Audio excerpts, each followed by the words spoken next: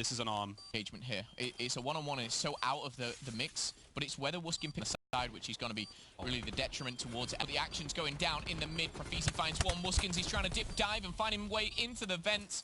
Wuskins just likes to survive. The shot punch does all down to Ruiz. Bless his cotton socks. And he's trying from every angle. He was trying as well. 5-4 now. This is map point for Rec. They managed to break the cycle, and you're right. Whalers, he was in a solid position to catch Wuskins coming through mid and cut off the rotate, but again, the battle there was on the bomb site. It was all going down. Again, Profisi finds himself too, but Alex still alive and kicking. Good stuff from Rec. Really interesting round when you think about it. You don't see many search and destroy rounds nowadays where the bomb goes down and then, you know, the importance of that round goes to where the bomb site isn't. And it really did direct that play towards that middle, and who kind of initiated that. Reciprocity 1 round away. And Ruiz going to start this one off with a kill onto Alex there. Wuskins yet to find much with his snipe. Lacefield's down the other end of B though. He could find something there by the cranes. Dylan watching these players on the rotate through mid, and this is going to be something. Can he find it? He can't. And Ruiz gets another. And that's impossibly important for Elevate now to find that kill. Wuskins not able to get much with a snipe. Dens finds a clean first. He won't be able to get any more out of it. The trades for Elevate are working out. It's a 4-on-2 now with only Wuskins trying to line up something. Lace now. Zed's on the flank. He could find a big kill here. He finds one. He may find the second. Looking for the shot punch. Does connect. Looking for the second as well. Knows one's on the bomb. However, not enough here. 35 seconds left on the clock, and RK7 to his name. Is it enough? Is it enough? It is not. We are going to a round 11. Elevate versus Reciprocity. We decide it in this round coming up. I felt like Zed had that opportunity then to close it, and it unfortunately didn't push the right way. Can't see what we can see, of course, but maybe it comes down to frantic comms at that point. You got Wuskins on. Yeah, you got Wuskins up top, and he's like, "Is this kill there?" Actually, he just gets tagged at the last possible second. So Profisi, like a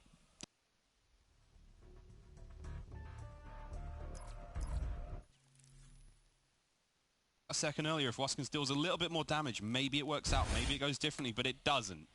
And this is around 11. 3 men towards B for Rec on the defense. It all comes down to Lace. If he can find a pick with that snipe, and he's already up, he's already about, but did he get beat there? He did! Wuskins! He's so fast. He's got his slippers on, and he's made it all the way to B. And now on the defense at A, it comes to Dylan. Watching the vents, he's watching players in streets. The reinforcements are rocking up slowly but surely, but they're still being tentative on that defense towards B as well. That EMP must have connected with something there. Oh no, he's tagged him. However, he's been tagged. He's calling the troops. It's going to be a retake here. Best. Believe makes it even. Believe gives them the advantage. And now they put the pressure on. Elevate. They have it in the bag almost as they push. Zed will go down. The tags from the ICR may be too much here. And the one player that is still alive is Wuskins with the sniper. They've got to get the defuse. They're not even near the bomb site. Nowhere near it. Wuskins now, and Dens trying to find something. Dens gets traded out immediately. Now it's a 1v2, 15 seconds. Wuskins can still do this. Believe's got to play his life, stay alive for as long as he can.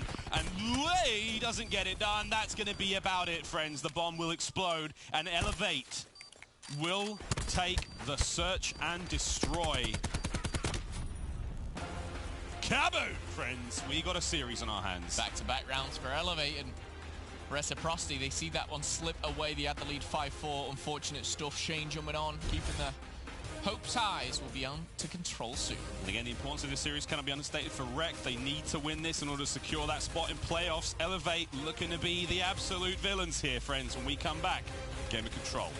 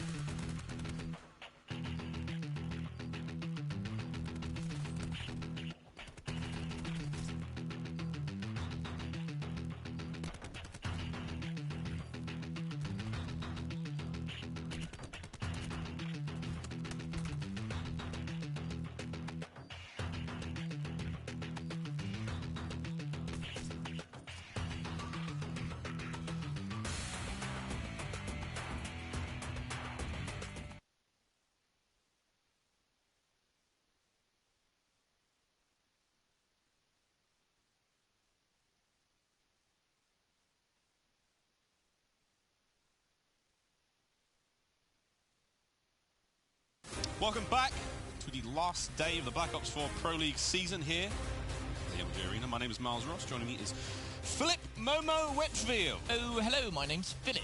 Very excited again. From London. Map number 3 coming up between Elevate and Reciprocity. My goodness, friends, what a search and destroy that was. That was a fun one. We're in for one heck of a day of Call of Duty as we now go into a control. Not Rek's best game mode. Let's not beat around the bush. Straight to it. Straight to it. It's not their finest. It isn't. And it's a must-win. They're gonna. Yeah, I really do feel. I mean, going into this, the one thing we discussed and the rest of the green room kind of talked about was the hard point. Obviously, I mean, you were very vocal, kind of thinking Elevate would take that, and I was right there with you. But it's kind of weird the way that this has worked out. It's been a very close game, very close series.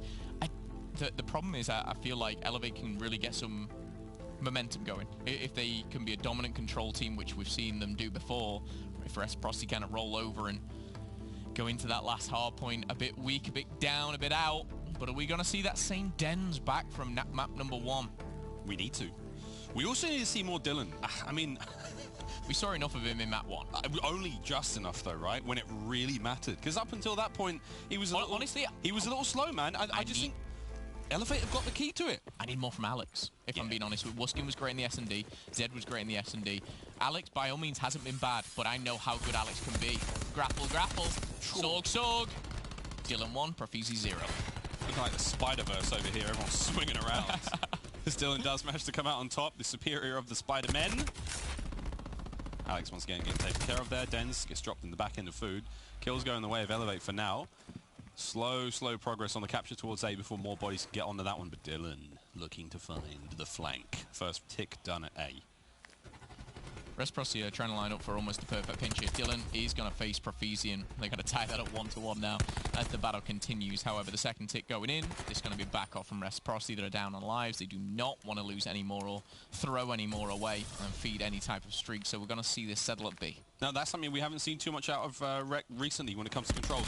Giving up points, they usually throw more bodies at that. They usually try to get more, you know, sort of hero plays almost out of it. But they've let that go without giving away too many lives. So now we have a minute 50 and plenty of lives to work with. Profizi. Check your corners! Oh, that was a great bit of team fire there. Whalers backing them up. 2 players now at the back. 2 players have taken their way through lobby. This is going to be a solid push. There's also a member of the number of the pinch. That's number 4. He's going to be on the right-hand side as well. This is going to be an absolute kill box right now. Rek have got to find these kills decisively, otherwise they're in for a world of hurt. Whalers is having to back off into the enemy spawn right now, which is actually spawning Reciprocity really far out, which isn't a bad thing here. But the problem is, Elevate are nowhere near the zone, so as Zed flanks around, Zed pops up, he finds one, he finds the second, won't shut down that player. I think it's Lacefield in front of him, looking for him now. Lacefield too strong, the headshot multiplier coming in, and you'll love to see that if you're an Elevate fan, but concussion connects for 1. Trying to find the second, Wuskin simply not enough, but I feel like Reciprocity, they're making ground, and they've got some map control here. Map control being slowly but surely purchased back through the lives of Reciprocity by Elevate. I mean, here, the charge now making its way forward, and Maru's a stun to work with as well. Obviously very, very useful there in that lobby. And here it comes. Ha ha ha! The trophies prevail. Dens, though, cannot prevail as Whalers finds the shots. 16-14 now, with Elevate leading the life count, making their way again in towards B. But the reinforcements from Rek are fast and furious as they charge on. Shots are great there from Maurice throwing a Dens, but you can see, off the rip, off the spawn, they're going to be straight back into position. Great covering fire there from Dylan. Believe falls off the map, unfortunately. Alex now, sorry, pushing those players out forward. 17 seconds remain. Rek looking to take the first round. That's what I wanted to bring up, Miles. Time is of the essence right now. It's great having all these lives and everything, but if you're dying near your own spawn, like we are seeing at Elevate, there's simply not enough time. There's going to be 3 in the dark here, as we do see Elevate. Not even a player close enough, and that is what Reciprocity did so well. There was 18 out of the 60 lives still available in that game. But Reciprocity, they gave up that time onto A. They defended strong, but Elevate, I don't think they were decisive enough of actually going for the point. It felt like they were playing team deathmatch almost at some point, and they were winning that team deathmatch, if you like, but that's not control. Well, there's a few nice little plays, you know, Whalers and Profizi hitting the back, spawning them out a little bit, you know, again, buying time, but not really, again, you're right, finding a couple of kills here and there, but not quite enough to close out the round. There was heroics in the final moments. I think it might have been believed to hit Vents, but Dylan was lying in wait for him. So hats off to Rec. They managed to play that very, very well. One round now in the bag. 2 more for the win. Into the second round we go. Lace on defense towards B. Reinforcements coming in through lobby. But this is a heavy stack towards B. It does look like we have at least 3 bodies on there. Dylan's trying to stay on there, get that first tick. You see him go down here, and that's going to be Believe on the side. Sliding on it, and Ruiz. Zed line down, doesn't come out, but they do get 1 tick. Now, is that enough? Was that worth it? Right now, with the lives going in favor of Reciprocity, you'd argue so, but this is maybe where they start to hit A. Ruiz could be in a little bit of trouble, but boy, I like his little corner. Oh! Yeah. You want him at least to find the first kill, but he doesn't. And now, this is going to be the attack on A. Attack on A has already begun, and here we have it. The first tick almost complete. Dylan just in and out. Can't get it done. He goes to poke Lacefield, but Lacefield pokes back. First tick done. Still alive, though, on A. Contest coming through. Lacefield's managed to get in there. Whaler's now backing him up. Brilliant work. Oh, Believe finds the 2Z with that throw. Nice bit of work to buy himself some time. And again, Elevate can sit back for a while now and just watch that clock tick away. Watch the sands of time start to drown out Reciprocity in round 2. Now, Reciprocity, they're clustering up here and going for a B attack. Now, Elevate on the flank, the one thing that they have right now, if they win this next wave, they can start a spawn trap. They're already there. That's the problem for Reciprocity here. They are going to be pinched. However, as the kill feed goes down, it lights up orange. It bounces back grey. However, the time has stopped. 3 players on B. Ruiz has taken Dylan down in the spawn trap. And now we're waiting to see if Elevate can pick them off B. Second tick comes in, but I don't think the ticks are going to be enough here. As now, the time starts to tick away. Number 8 might be the focus that we need to look at. It's going to be Zed. Letting himself be known. Shoots a little prematurely. Needs to make a move. Happens to the best of us. 19 to 14 now. It's Elevate. Can they get on it? 10 seconds. The contest has to come through fast. You got to get there, friends. It ain't over until it's over, and now it's looking very much over. Believe snuffs out any hope of a contest, and there you have it, friends. Elevate tied up 1-1. Really nicely played by Elevate, because again, you go back to this moment where if you're losing B in this scenario, if you can pinch and simply trade, you will spawn pretty close to B to go back at it again. The opposing team is going to spawn on the complete other side of the map, but if you can keep players alive in, for example, trophy and food, they have to spawn up, and they basically know if I push out either way, I'm in trouble. And you don't have that on the defense. You know, you can get right back in the action, and I think Elevate actually did that very, very well. Hope everything's okay. Wuskin's just playing with his mix amp, but he's good to go. Number 6, that is Wuskin. Here he is. He'll be jumping back into the action shortly. Trophy's down. We do love a good trophy here. Love a good trophy. Love good shots even more, but we go Zed. Does find the kill. Profizi's now managed to make his way straight on in. Running grapple with an AR, for those of you wondering. Contentious at times, but I like it. I'm a fan. First tick done. I think he might have picked up this AR. I don't know, man. Profizi's been having this sword battle back yeah, and so I forward thought. with, it might be an opening strat. Dylan. But he's going to go down. We'll see if he spawns any differently. A actually has been saved here, much to my surprise. But Den's on the flank, and now this is what I'm talking about. When you get kills in food and trophy, you turn around, they're spawning right. Very, very strong position to be in. Alex finds 2. Dylan's going to find another. He should really ask for the help, and he does. Alex answers the call. Says, I got you, bud. Melee's either side. But as we take a step back, take a deep breath, with 40 seconds left, only 1 tick on A is what Elevate have. I know, it's these defensive rounds again. We've seen 2 defensive wins already. This is looking good so far for Rec. Dylan's got the flank covered, watching the back B. They're going to slow this one down for the time being. Dylan, stop it. He can't stop it. Lacefield too strong. Brilliant timing from Profizi. The life count even now. The clock stopped, and now the capture at B begins. Alex is still on a bit of a run. Oh, Emery's starting to heat up. He doesn't get the TAC 5 through in time. Elevate managed to get the first tick at B, while they're getting the simultaneous cap at A as well. So now B's done, B's safe. They're going to move over to A quickly. There's a perfect pinch developing for Rec now on the point. Lightning strike at the ready. Potential for more. He's going to get it. Dens finds 2. And Dens will shut it down. I just cannot praise Dens and Alex enough for this round. I don't even know if they died. Den's is on a 7-kill streak. Alex is on a 5. Those two have been lights out. This round is not over, though. With 1.4 seconds, Hellstorm to secure it. Dylan goes Hellstorm. We don't need that. We've got a sword.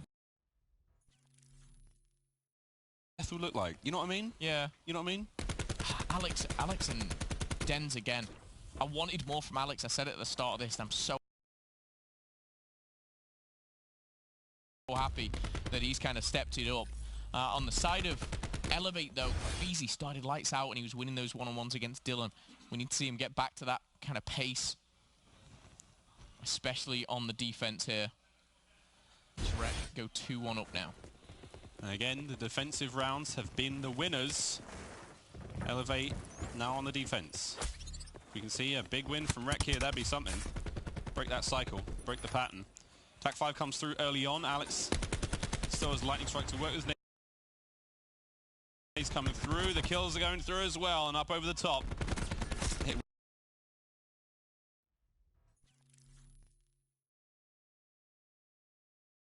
Rec trying to take back the top side of gun, trying to take back window. Lace is there. Can he find something? He's trying an exit, if I'm being honest. When he's going to get it. Whalers is going to give him that exit. He's going to shut down, though. Trade out. Lacefield back into the action here. Nicely done by Lacefield. Rec may actually off spawn go straight into A if these trades go in favor of him. And still alive, still kicking. It's Zed. Still going here.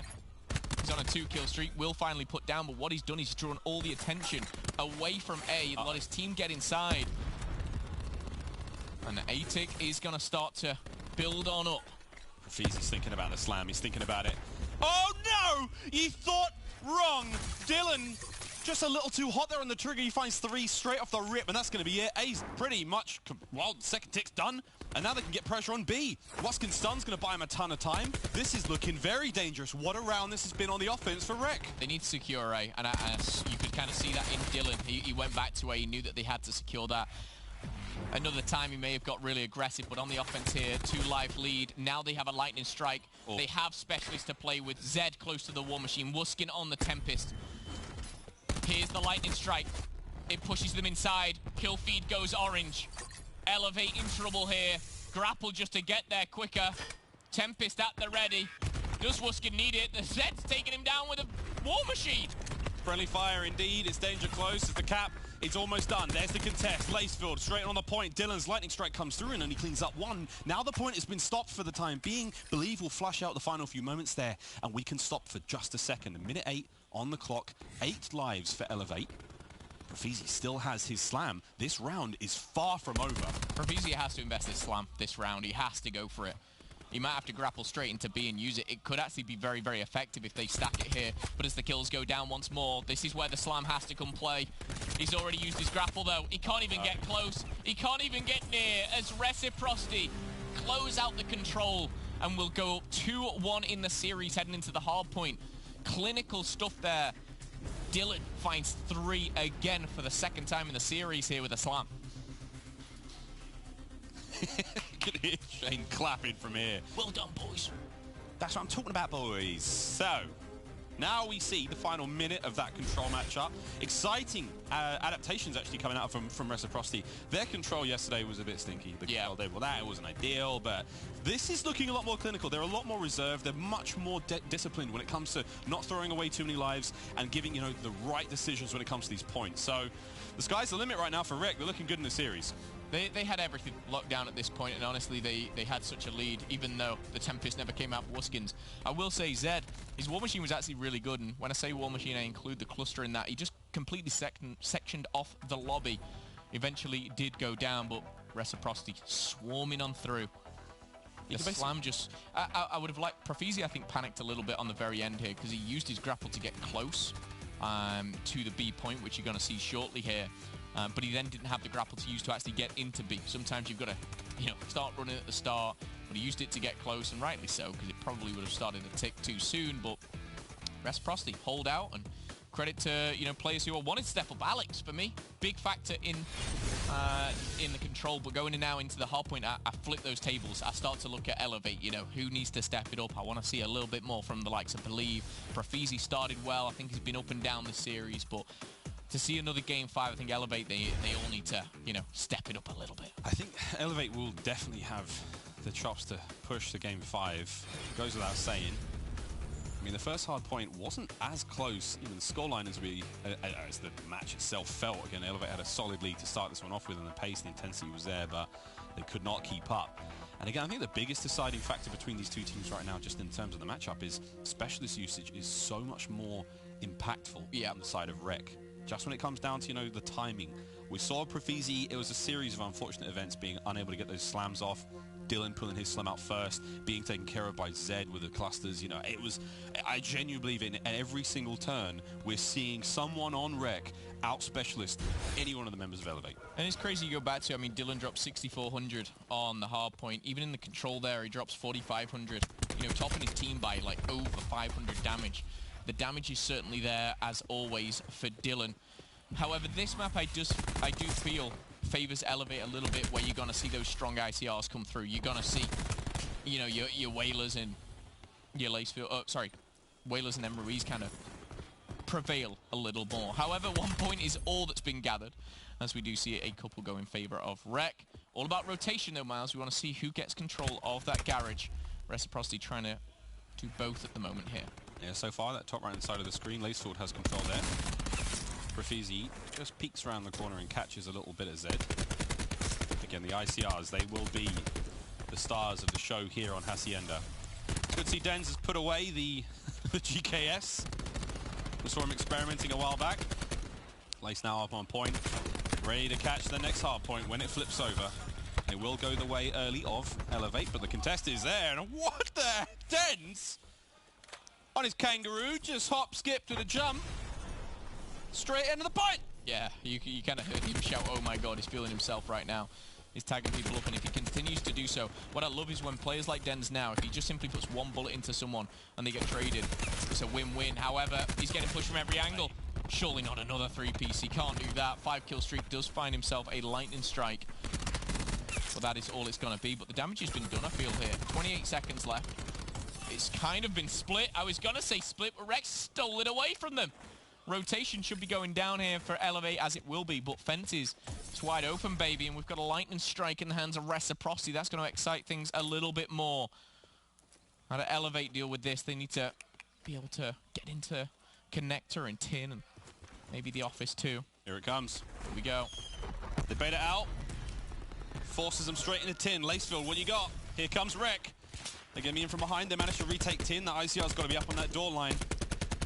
Those shots, keep them coming. Don't let them through, because once they're in there, I mean, you're looking at, on the inside there, it's looking like Denz, it's looking like Alex, it's looking like Zed, and they're through, and Alex is going to pick up the trades. Now you've got Denz backed up on the stairs, keeping the players away from Fences.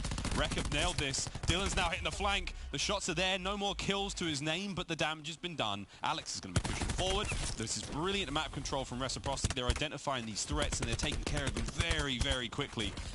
Brilliant work from Rec on the second point already. Yeah, and I want to go back to the point where they were breaking from Tin as well. That lightning strike, yes, it kind of favored them, but it didn't really do anything for them. But how effective were the trades?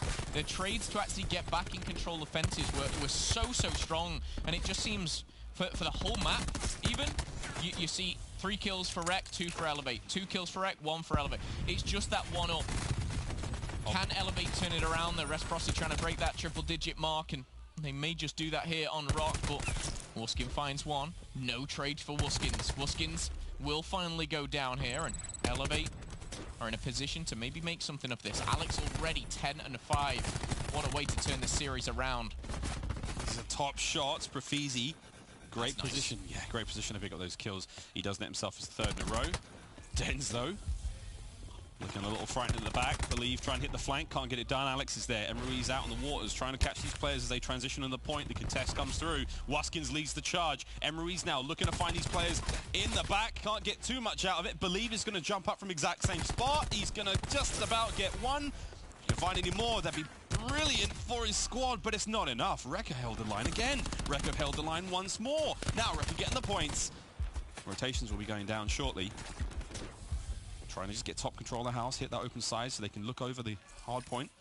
And that's it. It's been solid work from Rec to begin this first set of rotations, and Elevate have really been silenced. Yeah, they certainly have. And when I kind of talked about Whalers and your Ruiz, the shining stars of this so far has been your Dens, you know, your Alex.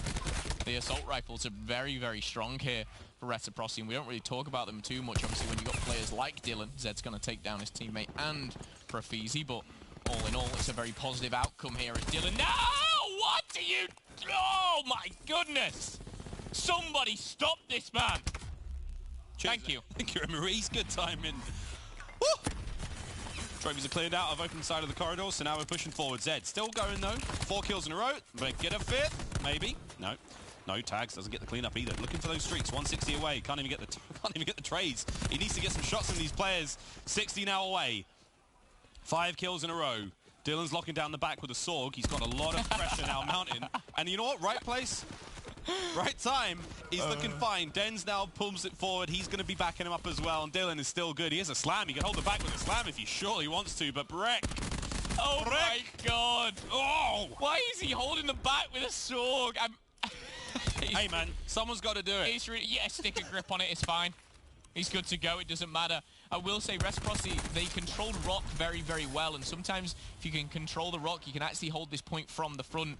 Reciprocity, it feels like they know what they need. They know what they have to do, and they're executing so well. Dylan with the slam. He's found 3 in the first hard point. He found 3 in the control. Is he going to find 3 again this time? Quick mishap on the old melee. Finds himself back in the action. Double down. Didn't have the teammates around. Wise to save it with 15 seconds, but boy, yo, boy. Reciprocity have a strong lead. All right, Elevate. What have you got now? Quick Tac 5 comes through. They're about to punch right through the back end of well. We have 2 members of Rec on the defense. Ruiz now. He's charging forward with Lacefield. Stun's going to help. Stun into return. Open up the kills. Will be Lacefield. That's good. Lace making his way forward. Nice trade from Alex. Waskins now. He's up next. Big shots and Ruiz gets it done. Dylan's hitting the flank, and the timing on this one could be great. If Dylan can win his individual fights, he finds one with a slam. It will keep the play going. Now he's got the Tac 5. Nice way to cross them up there with that grapple. It isn't going to get too much just yet, but this is sublime movement from the young Irishman. The contest still there. Wrecker looking to claw this one back, but it's not over just yet. Profizi has the slam as well, as Dylan only does find 1. Zed, even though he's 9 and 10, has a Hellstorm to play with and a War Machine as well. This has actually been a really strong hold from Elevate, though. Again, we only saw 1 coming in from Dylan with that slam.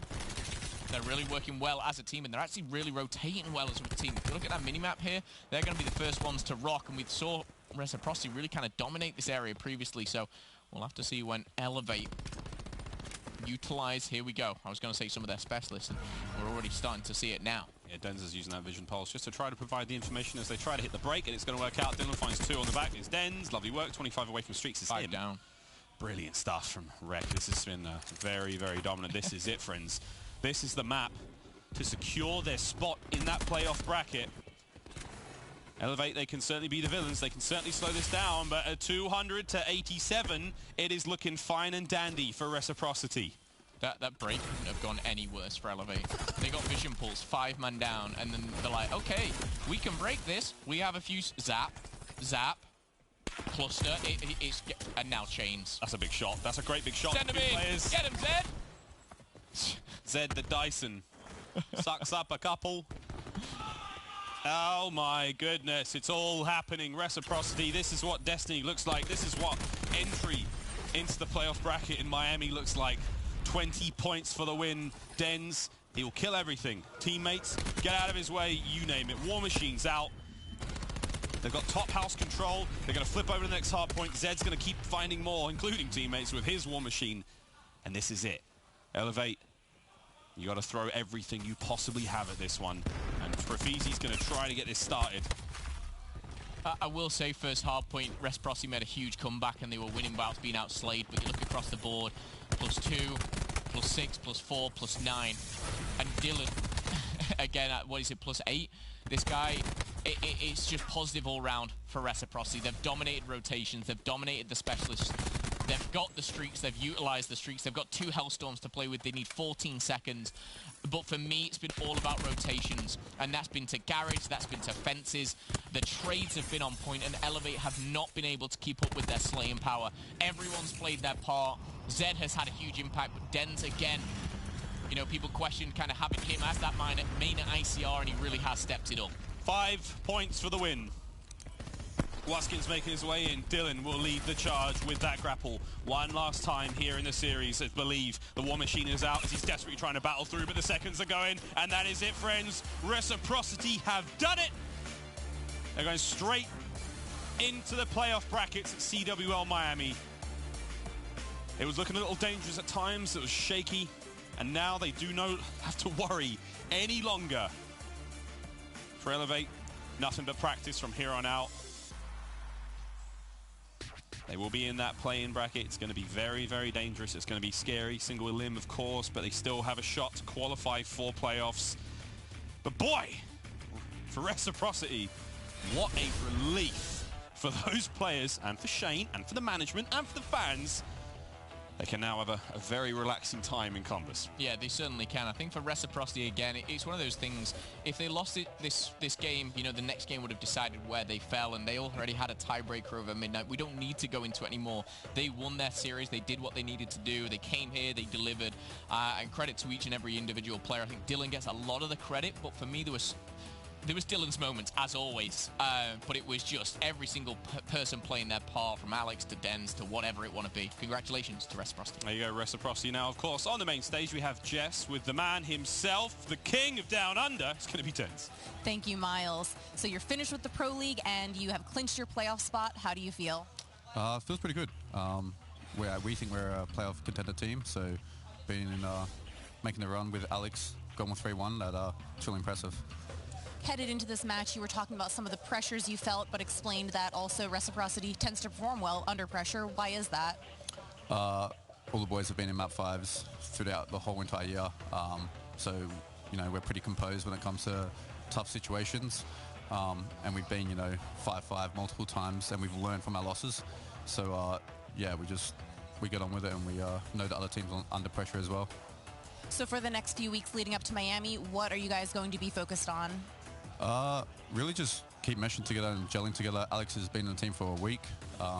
So yeah, just getting the pacing right and the communications right.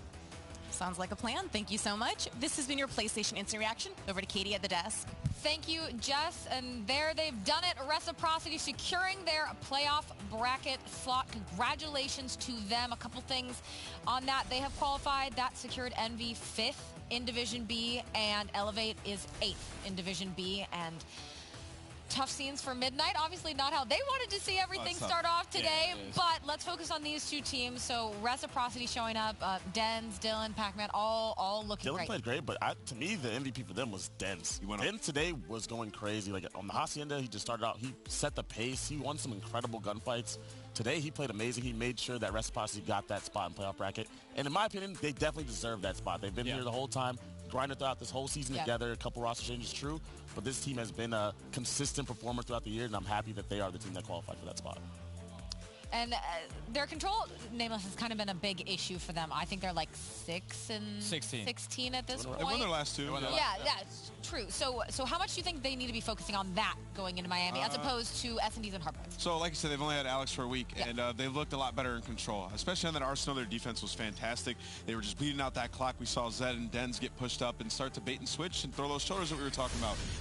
In the last few days in their matches, we were talking about how they would get control, they'd push up, and they'd throw their life away. Well, this time they were tucking themselves in corners and laying down and playing those off angles, and that's how you're going to, beat teams in control and bleed out that clock. So I was actually very impressed to see Reciprocity make that change in only like 48 hours time. So I think that if they continue to focus on their control, they'll be a very solid team, because they lose that search and destroy in a 6-5 fashion, but they had first blood 5-5. They probably should have won it. So looking pretty solid across the board right now for Reciprocity. Let's pull up our winners bracket now that we know Reciprocity has qualified to be there. They will, of course, be going up against someone else. We'll fill this out as we go. Of course, Heretics TBD, Reciprocity TBD, but they will be feeding into the rest of those teams for the bracket. So again, congratulations to them on managing to remain calm, cool, and collected and get this win and continue on. Let's look at our schedule. 3 more series to go. Coming up next, Midnight and Envy. They're getting out ready on the stage right behind us. We'll talk about that in just a couple minutes. And again, one of the big storylines for today, the storyline, Reciprocity have done it. They've 3-1 to Elevate to secure that playoff bracket slot. And again, when we're coming back, we're going to be talking Envy and Midnight.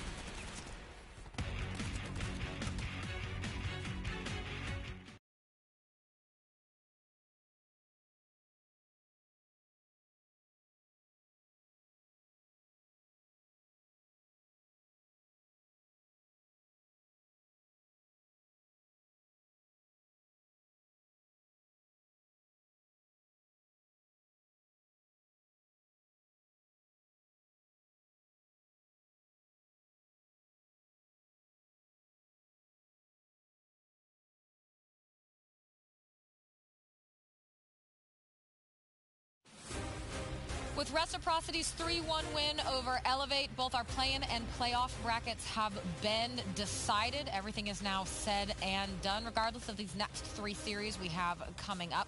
So let's pull up those and take a look at what is going on now that we know where everyone is going to start to fall. Let's pull up our play-in bracket first. That is single elimination. So take a look at how these teams are going to sit. Units and LG, Envy and UIU, EG, E6, and Midnight Elevate going at it. 2 of these teams will make it out. And whoever makes it out of this playing bracket will play either Reciprocity or Heretics as they move onward. When I look at it, I see Luminosity should be the heavy favorite to come out of the bottom. Heavy. And the top side is tough, like way tougher than people Really think. tough. E6 is pretty good. EG is pretty good. And Envy, if they step up, they could develop and come out of that too. Like, UIU have upset potential. UIU, they just have upset potential just because of the players that are on that team. Fair enough. Even though they were horrible, like who knows? Next week or so, like they have players who can just take over a series out of nowhere. We saw Saints do that before, so that top bracket's pretty tough. Let's look at our playoff bracket as well. Again, Reciprocity managing to get in there with their win again today, and you can see it there. A couple TBDs, of course, as people move in through that play-in bracket, but still. That's going to be insane. That is. Does anyone know? Do we know which side, like say the like bottom? Say for instance, LG to the bottom or to the top? Yeah. Top. That could set up some. LG can possibly play EU or Optic. Yeah, exactly. That's crazy. Playoffs is about to be so Every fun. single match at playoffs is going to be so Lit. incredible. Yeah, because the play-in bracket, it's like do or die. Like that's the tournament for you. Like one of the biggest tournaments of the year.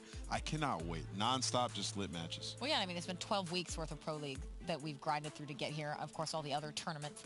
But I do want to talk now about the two teams that are about to go head-to-head. That is Midnight and Envy. Let's talk about Midnight, Nameless. Let's talk about Midnight. Their because soul is crushed. Okay, so that's what I wanted to ask you. You just watched your hopes be crushed. So how are you feeling? You're either going in here like, screw it. All right, guys, whatever. Well, we can't do it. Let's just go out here and just get kills and go off. Like, that could be the case. Or just you're demoralized, right? Like, everything's shattered. It's like one more match over the course of these 12 weeks and we'd be here, right? Like, one match that we made a mistake and, like, why couldn't we win that? That's all going through your mind right now. But the biggest thing for these guys is over the last 10 minutes or so, they just had to talk to each other and be like, hey, you know, it's obviously the ball was in Rec's hands. They did what they needed to do. Now let's do what we need to do and just close this last series out. And on a good note right here. So, you know, for these guys, they've been pretty solid. Unfortunate situation, but they just got to go out there and lay it all on the line. Definitely. You know, after not being able to qualify for the playoff bracket will hurt you for sure going into your last series. But you still have these two big tournaments and you still have chances to make it in. Yeah. You want to be able to improve as a team. So if I'm them, I'm still going to take this series really seriously because you've only been teaming for at least 2 weeks now. And you see players like Lamagod. He's been able to step up for this team throughout the entire week. And also Frosty, followed right by Royalty. If those guys are just able to perform as teammates or just the way that they've been performing in Hardpoint recently, with Frosty sitting at a 1.4 and Royalty sitting at a 1.2. If they're just able to keep that up as a team, you have to be feeling really confident even though you didn't make it into that playoff bracket. Still, though, I imagine, like, yes, you have that confidence, you know, play your heart out. Yeah. You know, someone like Lamagon has been performing well for his team. But, Pac-Man, does that kind of just still weigh in the back of your mind that you're like, we were so ready to be fired up to maybe have a chance here, and it just, you know, got extinguished? I mean, it happens over the course of time, but when you're back there, I think you will have lost composure earlier than going on the stage. Just like when you're watching Elevate make mistakes, you're watching like in the control day. You start to get that feeling. Yeah, you're just like, you know, this is not going to happen. You can never rely on other people, and this match for me personally, I know it would be a tough match for me to come out and play. And then they're playing against a team who did just come off a 3-0 win, who already knew they were in the play-in bracket, who is trying to perform. This one's just going to be a tough one for Midnight, especially if they fall behind early. They're not making a 2-0 comeback in this series. Yeah, and it would have been great. That type of resilience is hard to have. It would have been great to see Parasite versus Aches and see if Aches can just, you know, crush some more dreams. it would have just been a great battle. But, you know, that storyline's gone now, and the storyline that we need to focus on is, was that a fluke? Envy beating Optic Gaming 3-0, or did they actually improve? So we'll see in this match right here. Envy, you know, they were pretty terrible over the last few months. I mean, they improved in the sense that they finally won an SD. Yeah, they finally won an SD, and not only that, they got a 3-0. And you have some of the players in your team that have been underperforming to start to perform better. So, you know, to their side, they haven't been a team for very long, and you know they were losing their matches, and everybody's like, oh, Envy's still trash. But you know, they beat Optic 3-0 very convincingly. So there is some light at the end of that tunnel. Well, let's talk about Assault, because look at his stats from that matchup with Optic across the board. Astounding. MVP. Prim got choke slammed. Absolutely. I mean, they're amazing, but this is the first match we've seen them even like have a pulse. And he played amazing. Yeah. He played amazing, granted, but in the rest of the matches, Assault really wasn't doing much. It's been a while since he's played this. But he hasn't been playing at this level for a while, exactly. So he's getting back into it. We know what it's like when he is playing well. He won a champs. player. For God's sake, and he was the MVP. Like, he has talent. Of course. I mean, are you guys worried then maybe that, like, yes, they have the fire because of Optic and the history and whatever yesterday, but now it's Midnight and that fire might not be there as much? No, because they need to get better. That doesn't exist. They have Gunnis on their team. He's not letting anybody get complacent. Yeah. And that's the thing. Sometimes with teams like this, when things are going wrong, it sometimes takes one match like that. Yeah. Like, I've been in situations before where we've been losing, not to the extent that Envy was, but like losing like 4 or 5 matches, and you're like, wow, we are terrible. I get like a top 16 placing, and then you try to work on things, and you 3-0 like a top 4 team. You're like, wait, we actually can do this. And then that momentum sort of just continues. It's just good vibes, and you start to play a lot better. So I'm sure Envy's hoping that's the case for them, but it can absolutely do it for a team like this. Well, we will see if they can do it. Envy or Midnight, one of these teams is going to win in the next few minutes. We're going to hand it over to Miles and Momo to tell us what happens. I'll tell you what happens. We've got, what are you doing with your hands? I'm taking it over from Katie. Oh, sorry, my bad. Anyway, we're ready to roll in our next one. Midnight, I heard Parasite on side stage just as we were walking out, congratulating the guys from Rec, and he was like, man, Heretics and Rec, they've trolled us so hard to get to this point. So there is definitely a little bit of resentment for Midnight. Again, the playoff dreams are over until they can fight through that play-in bracket now. This is going to be a rough one. But at this stage for them, this is just practice. It's the match bonus still. I think the Envy is even more important for that practice. We have to see if they can keep the run going. They won their first series in a very, very long time. Can they find another one? In Midnight, can't be too discouraged by the results of the reciprocity game, but we'll see how they go. Interesting to see how this one plays out, because for me it's about the playing bracket now for these guys and how they, you know, take this. This is like the best practice that they're going to get. Midnight, of course, fall up against Elevate, but they're going up against Envy right now, and they're up right at the top there, who will face UIU. So this is a match they may play to qualify. This is potentially the all-important one. So for me, I'd actually be pretty disappointed to see anyone take the game too lightly, you know, because it doesn't have an impact on them directly now, but it certainly could do in the future. So we'll see how that one plays out. Future is a matter of weeks away now, Phil. Of course, friends, we're talking about the play-in brackets. We're talking about playoffs. It is going to be in Miami, July 19th to the 21st. If you haven't got a ticket, what's wrong with you? Get down there. It's going to be sunny.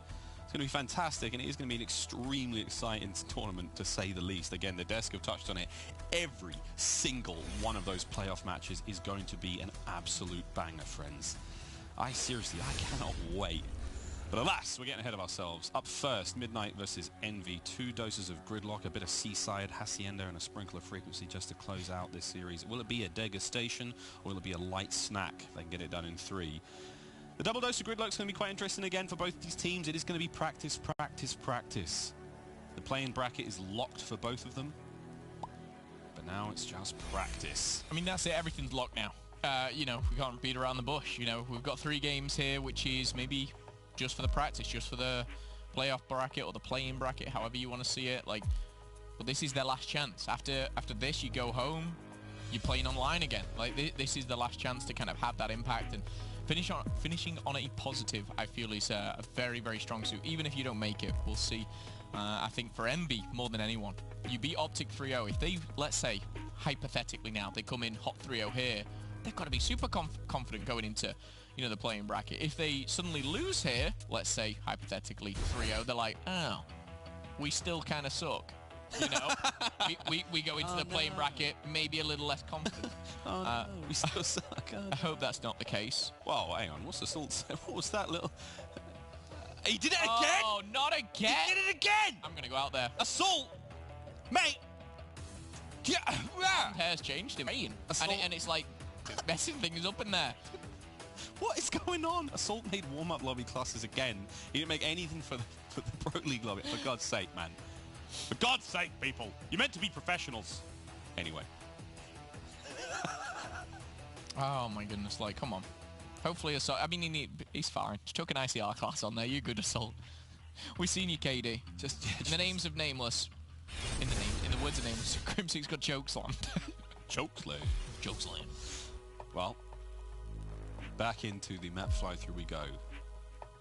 Oh, Gridlock. Do you like Gridlock? I do like Gridlock, yeah. Certain areas of the map are very picturesque. Certain aren't. Well, that one's not. Look at the mess they've made. I mean, here. yeah, but imagine that if that broken wall wasn't broken. It'd be very nice. It's really nice in those showers. Imagine staying there. Look at that. It's like, welcome to your hotel room. That's a nice place, isn't it? And then you go outside and there's an overturned fire truck or whatever. Like, ups and downs, you know. Here we go, friends. Map 1. It's going to be a fun one. both these teams. Their playoff destinies are set. But this match is very much about pride. This match is very much about match bonuses. And this match is very much about to start. And so far, Midnight have cracked this one wide open like an egg. Frosty finding 2. First points go their way. Interesting classes nonetheless. Again, practice, practice, practice, friends.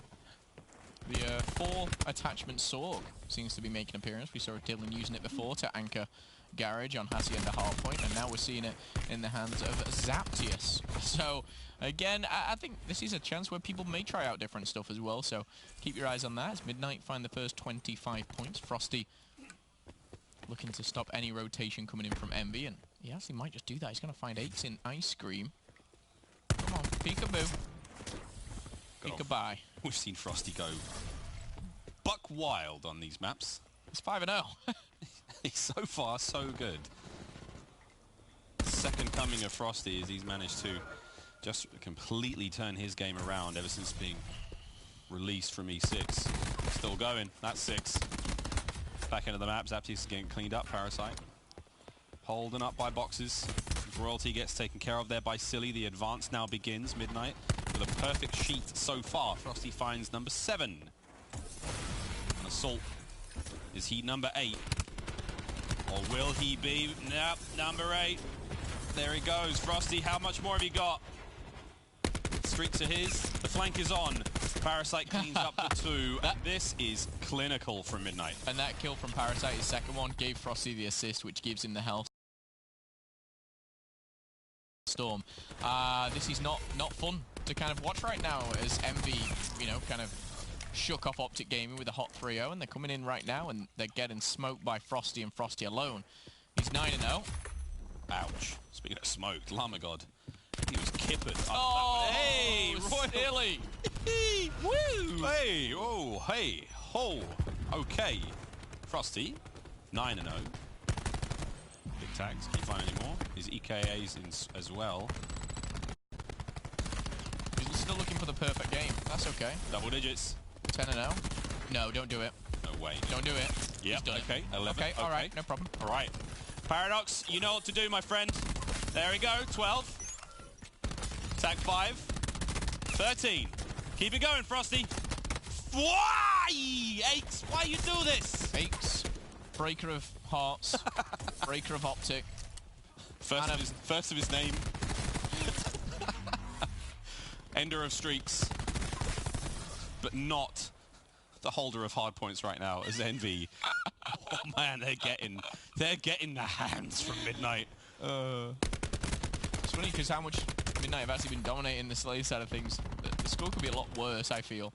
Yeah, I mean, it's testament just to, you know, the fact that Envy can hit rotates really well. I feel like Midnight have just not been on the hard point when they could have been. Zaptius is just toying with doneness right now. Frosty once again finding a nice kill up top. Beautiful work from him. Honestly, Bradley Bergs from 15-2. Exceptional start. The scoreline also reflects it.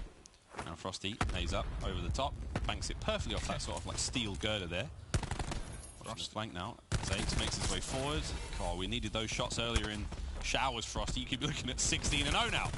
Frosty's total kills more than 4 of the combined players of Ember as it currently stands, but as he adds another to the bank, he's still got the Lightning Hellstorm, he's still got another kill. That's going to be 18-2 for him, and his downfall is actually the fact that he just tripped over his shoelaces and can't get out the window. It's exciting to see, you know, if you can keep Midnight in this sort of form, if you can keep Frosty in the current form he's in going into Miami, I mean, that is wonderful news for Midnight in that playing bracket still. Envy making their way forward slowly. Another hard point that has been basically perfectly held there by Midnight. Frosty slow and steady. Catches Decimate. The pinch is on now for top mid. You can see the interesting spread of players across the entire map now for Midnight. But the rotation will go down. The hard point will fall into the hands of Envy for now. And you're seeing the kills coming through. Slight trades. Envy will break 30 points. Frosty's lightning strike doesn't manage to find too much more out of this. And teammates, though, certainly will be. The kills going to Midnight. And these are plenty of kills. Frosty is 20-3, friends. I don't actually think he's playing hardpoint anymore. I don't think he's concerned about that. I think he's just trying to find people to kill. And he's certainly doing just that. However, 140 to 35 right now. Rotation's going to be coming in shortly. And believe it or not, I'm getting a bit of deja vu. Frosty's hanging around the house, stopping any type of rotation. And Midnight, they're in full control. Royalty has a War Machine to play with. He's looking to stay alive, but too little, too late here. Frosty's actually trying to contest the hard point with a second because there's someone to kill. He's going to get shot in the back as Envy. They're 100 points down. Seeing a 4-man push now from Envy, making their way down the bottom end of the street. Right through 18 now. Decimate, he can't get the first kill. Llamagod's going to slow the push for the time being. Royalty's War Machine up and about. That's a lovely bit of work. The shot's going to come through. He's got potential for a few more here, but his teammates are finding those kills just as well. They're doing a great job. So all he has to do now, keep using that to zone the members of Envy out, keep them back. Frosty is slip-sliding all over the place once again in a 1v1 against Gunless involving a car. Hail Mary shots from Royalty coming through. He has to find a flak jacket, so the shots are on. Llamagod taken care of on there on the flanks, so he makes his way forward. Gunners finally drops there to Zaptius, and now Decimate on the point. But the positioning from everyone right now in Midnight, they're getting each other's trades, so effectively they're playing at a very, very high pace, and there's not a whole lot Envy can do. And Frosty, 23 and 6. But Envy break with 15 seconds, like, why? I feel like they've almost... I mean, Aches has just clutched hugely there, but he's going to get taken down. I feel like that could have gone terribly wrong for him because, again, they're pushing the hard points very, very late, not rotating maybe as soon as they should do. And I think that's going to be the downfall of this map especially, but 169 to 56 here. Specialists are not even in the talks off for Envy yet. We see Gunless getting close to the War Machine as starts to rack up a couple of kills. Concussion goes out, does connect. Decimate, oh, he just gets caught by a little bit of fire there. He can't quite get the full heal. Parasite cleans him up. Zaptius finds 3 in the showers. Tacos in the showers, not where you'd want them. Vision Pulse now coming through. Wouldn't say no. I mean, I probably would, actually. Parasite providing the intel. The shot's coming through. Llama Frosty finding kills. Parasite as well. Royalty on the flank. Absolutely perfect from Midnight. It cannot get cleaner than that. So... I was going to say, Assault goes from an average of about a 1.3 across all game modes against Optic Gaming to dropping a 0.33 as it currently stands in a hardpoint versus Midnight. It's very bizarre how this one's working out here, but Midnight running away with it. Frosty's still going strong, trying to just have fun at this point. 28 and 8, make it 29. A 4-kill streak will end there, though. 57 points is all Envy has, Miles. We almost have a direct flip of... so Aches is going 9 and 21. Frosty's going 29 and 9. I mean, they've almost got, like, the perfect opposite. Oh, boy, this is ugly. I mean, again, I think yesterday I shouted this is quasi... Well, the other day, this is Quasimodo ugly. I mean, this is, like... We're looking at Jabba the Hutt. We're looking at... You know, what else is really hideous? Smaug the Dragon. I thought you were going to say Momo then. Oh, that is obscene. How dare you? How dare you? You looked... Yeah, I wouldn't have judged you. 57 to 237. Whilst we have the time, Miles, and I don't think anyone will worry or question this, just quickly look at the top right. You have a +3, and across the side, +6, +8, +9, and when Frosty comes back, I can see his KD of 31 and 12. They must have outslayed by, we're talking 25 plus, maybe 30 plus. Midnight need 2 more points to close this one out. Oh boy, Gunless, he rips up the teammate, keeping the contest there. He doesn't have much covering fire to back him up. The pinch comes through, and with that, friends, I think we can say good night to Team Envy in map number 1. Quick maths, I think it was 40 plus actually. Sweet child of mine. Oh boy. Envy haven't clocked out, friends. It's not like they're sitting here not trying. It's not like they don't care about what's going on. That was an absolute smacking at the hands of Midnight. Oh boy. Disgusting stuff. I mean, Frosty stole the limelight, but Parasite, Zaptius, Royalty, everyone played their part. Llamagod too. And there's only so many kills on a map. You know, Assault clearly had struggles, 8 and 21, 8, 11 and 23. And I've read just pretty much stats this whole map, it feels like, but sometimes you can't get away, and it's not all about, you know, kills, but that map it certainly was. Well, before the start of the matchup, Jess had a catch-up with our Lord and Savior, Llamagod. Thank you, Miles. And as the analysts were just discussing before this match, I think demoralized is a good word to describe Llamagod. He's obviously disappointed, and he shared with me some of the additional pressure that they're facing now that they do have to go through the play-in bracket. And he said that they're still hoping for a win. He did say, wherever we land, we got to make the best of it. from Envy. I spoke to Decimate, and as expected, he's feeling fantastic coming off of that 3-0 win versus Optic. He said that it gave them just a ton of confidence going forward, and he really attributes the win to the new squad, saying we could kind of feel it, starting to lock into place when we played Reciprocity, and then it just really locked in when we played Optic. For this series, he said, well, Midnight aren't as good as Optic, so we are expecting another 3-0. Obviously, that ship has sailed, but let's see what happens with the rest of the series. Malzamoma, back over to you. That ship has sailed, it hit an iceberg, and it's now sitting at the bottom of the Atlantic. Ouch. Should be a 3-0, you got like 57 points. What? That was really bad. That was a tough one. Envy, I think Silly's face at the end of the map really showed. It was kind of just like the controller was down the table in front of him, just like palms up, just like Whiskey Tango Foxtrot, I believe is the most apt way of putting it.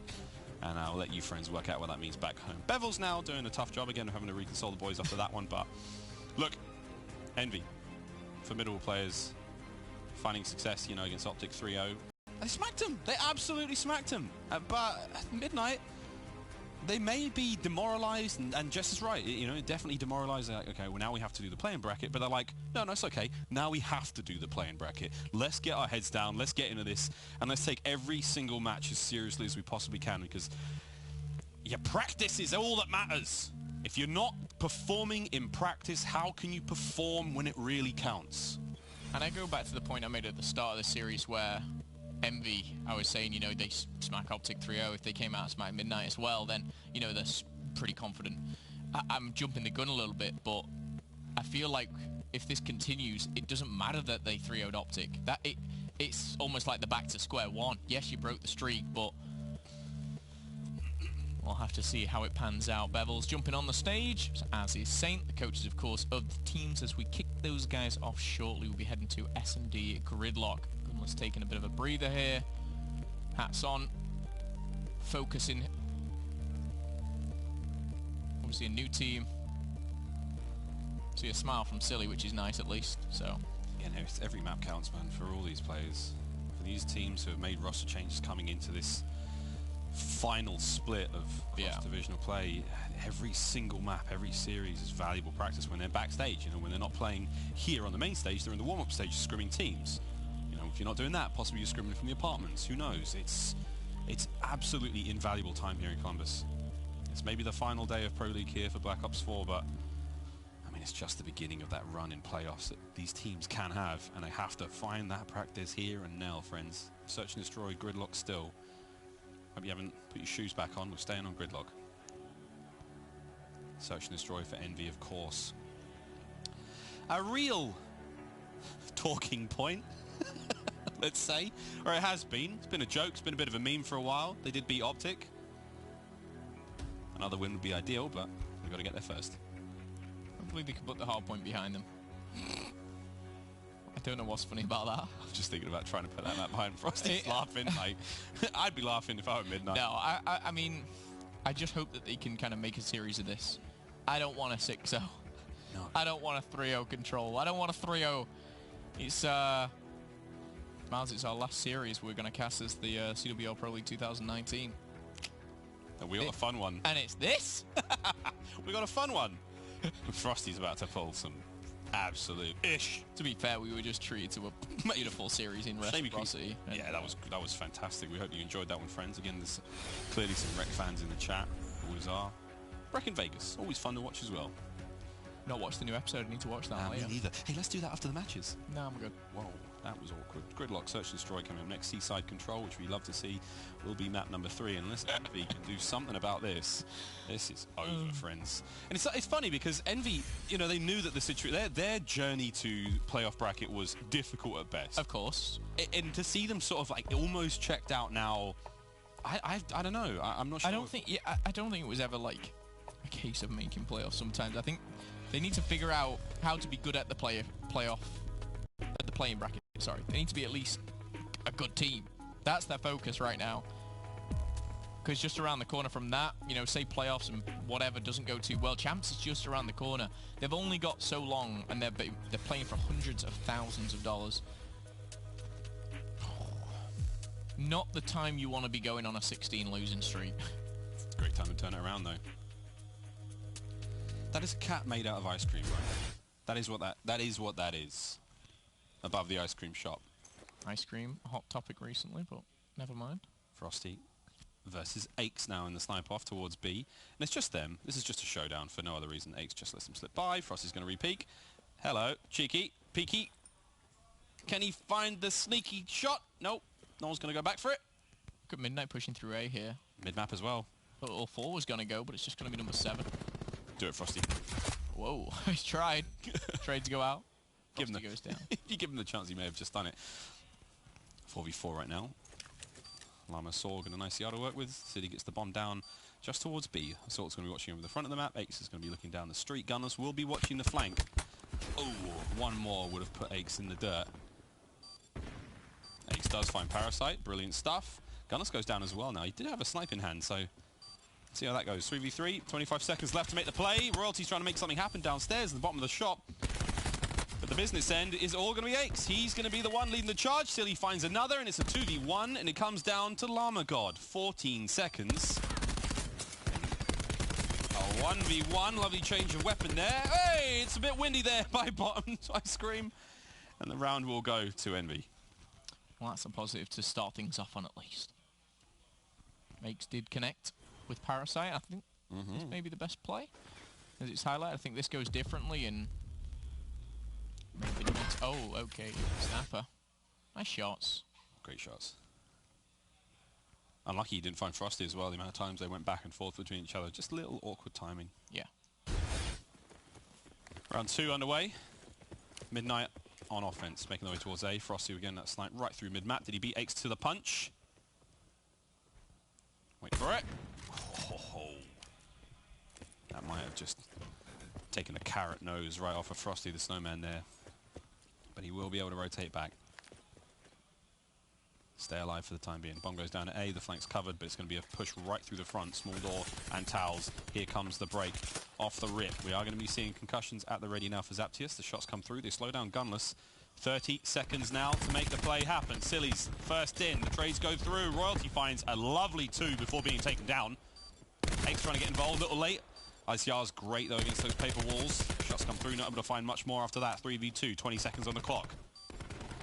Trying to find the all-important kill. Frosty finds it, and that should put a 3v1 to a 3v0 shortly after, but no time to defuse. Aches just trying to do what he can, and that is take down Zaptius.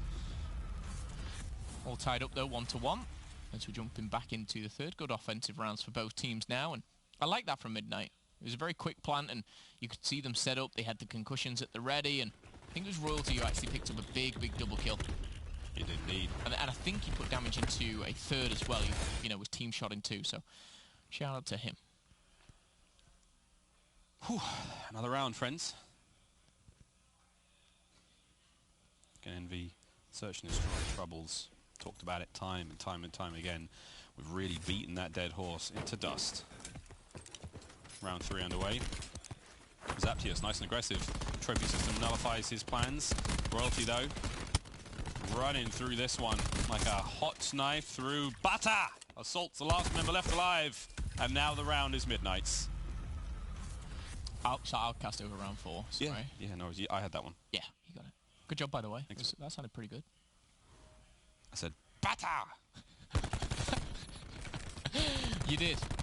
But all jokes aside, a very quick round. And again, sometimes search and destroys when teams butt heads at one bomb site. That's the way it goes, but clean, concise, clinical. For Midnight here as they look to take the search and destroy. This will start that streak up again. Just kidding. JK. You remember in The Simpsons, remember the, you know, the big sign outside the Springfield nuclear power plant, like days since last incident? You just reset that clock for Envy after this one. So it's only round 4, 2-1. Silly drops early. Parasite's ICR. Top shots again. Zaptius just doesn't even need to get involved there. Zaptius went under him. He's like, you shoot over my head. However, Decimate and Assault do find 2. 2v3 again favors though. Midnight for a second here as Decimate and Aches do find a double. Aches was part of the 2v3 before, and Llama God's just walked straight past him. Oh, you don't like that. Decimate and Aches, though, combining for a triple. Nicely done here. Envy bite back. I took some powerful shots from Decimate. I'm glad this was the play of the match. The second shot was great. Because watch the shots come in immediately. Yeah, up and about on the stim. As soon as he pops, pa-pow! Zaptius gets it, and then he almost finds Lamagod as well. But again, it's this play. Stun, doesn't find much, but Llama just chooses wrong. He comes through the big main doors, he doesn't check tree. Decimate was lying in wait there by that bomb site. No problems whatsoever. Good round for Envy. However, the stun being used, that's annoying. Doesn't necessarily need it, but hindsight Won the round. does indeed. Ace with snipe now as we roll into round 5. Frosty maybe looking to head on over, but might pay the price if Ace sees him. Frosty's probably not going to have any of that. There's no point re-challenges. Everyone's pushing straight through the middle. My goodness, the bomb. Interesting strategy as they come back. But Ace has cleared the path, it seems. Yeah, Envy are not afraid to use mid-map. They're not afraid to make it, you know, this sort of highway, which it quite literally is, to move around the map a little faster, but at the same time, you know, you need perfect coverage. You need to have that player watching top. You need to have that player covering you on the rotates. And here we go, Frosty. Time this right. You can maybe find a little bit more. Oh, wow. Big Tag's going to push him back, royalty down low, waiting for the play, waiting for the go signal. Frosty might be the one to start this one off. He could do it with a bang. He could do it with his bullets. Here we go. The play is on.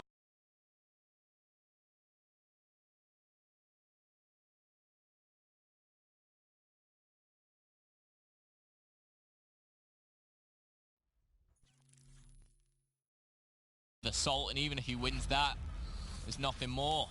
Envy's search and destroy continues to get better, it seems.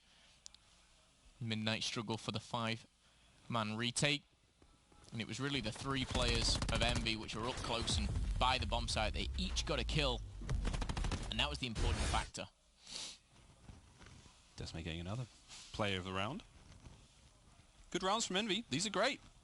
They've got to keep this up. Again, Midnight need to watch out for those mid-map rotates. Watch them transition from A to B right through the middle. Because they send so many players through there. Again, if you can overwhelm that one sniper who's watching, you know, maybe from broken top window or, you know, from the top of the overpass. You heard the call from Silly come through. A. And they're going to rotate right back. Reinforcements now showing up. Decimate on the flank. He will have to contend with Lamagod, though, if he can win that. And, oh, it might just work out. Sword doesn't make it. As Lamagod prevails. The faith restored now in the flank. Now it's a 5-on-4 retake on the site. And the numbers pushing together is key here. Silly does find his second, does go down. Surely after royalty with a double headshot on Silly. Shot punch onto Gunless. Parasite cleaning one up as Frosty sends the last player packing. I give that to royalty, man. Oh, absolutely. I don't know whose trophy it was that went down, but he would have heard the click of Gunless's. He you know, first he does, he puts a shot in Gunless. He hears the click. And he slip slides right around the corner. Oh, man. It's just poetry in motion right now for Midnight. Playing every advantage they have, playing these rounds so clean.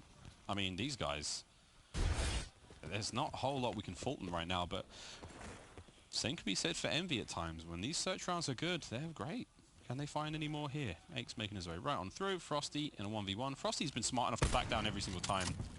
You know, he really does not need to give these lives away, and kudos to him.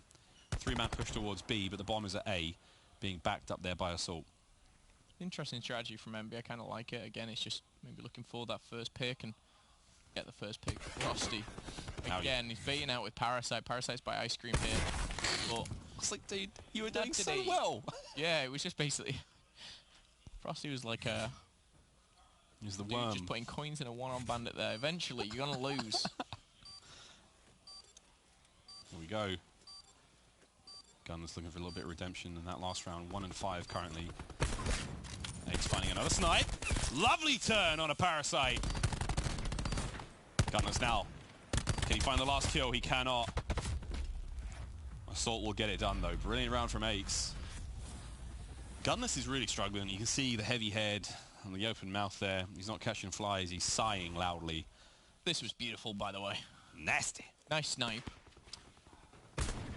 But this was For the 3rd kill of the round as well. interesting to say the least. I'd have given him the bag, personally. Big bag on the way back to the bomb. I'd have got my chamomile out. I'd have been like, thank you. 4-3. Envy again lead is going back in 2. on the offensive rounds. We'll see what Midnight can do to try and pull it back. Ace still with a sniper. It's aggressive though now. That's a 3-man push for Midnight. Trying to overwhelm Ace. That's one way to get it done. Frosty, the silver bullet right through. We haven't really seen Frosty snipe too much. Yeah, he's been on the other end of Ace almost every round, whether it's killed or not. But yeah, this is the first time that we've actually seen him snipe. So far, so good. You lull Ace into a false sense of security, and then all of a sudden, there's a 50 cal with your name on it. Parasite trying to find the outers. 2 players by A have called it out. Like, come back. We've got this locked down. This is still almost a bit of a bait towards B. A's completely clear. Bomb will go down. Frosty's got the middle with the sniper. Whether that's the best choice of weapon, we'll find out. And even better for Midnight is Parasite's got away with his life now. So it's a 4v5 retake into the bomb site.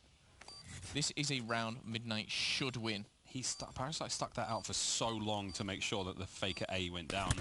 Slides through. Zaptius is tagged, man. Frosty misses a sitter. That's going to hurt potentially. Now his teammates are in the line of fire. Zaptius, he and Royalty get it done. Royalty's there. He doesn't get dropped once more. On the flank, it's Parasite. You had your chance to kill him, and now it's down to a 1v2. 1v1. Decimate now. He's going for the defuse. Where's Frosty? What's he doing? Is he going to guess this right? Check. No. No way. Timing. Oh, boy. It was looking dangerous. I like the way he slid across to try and just bait out one bullet. The reason why he slides across, one bullet comes out and he's like, I'm good. But the bullet didn't come out and he's like, I might not be good.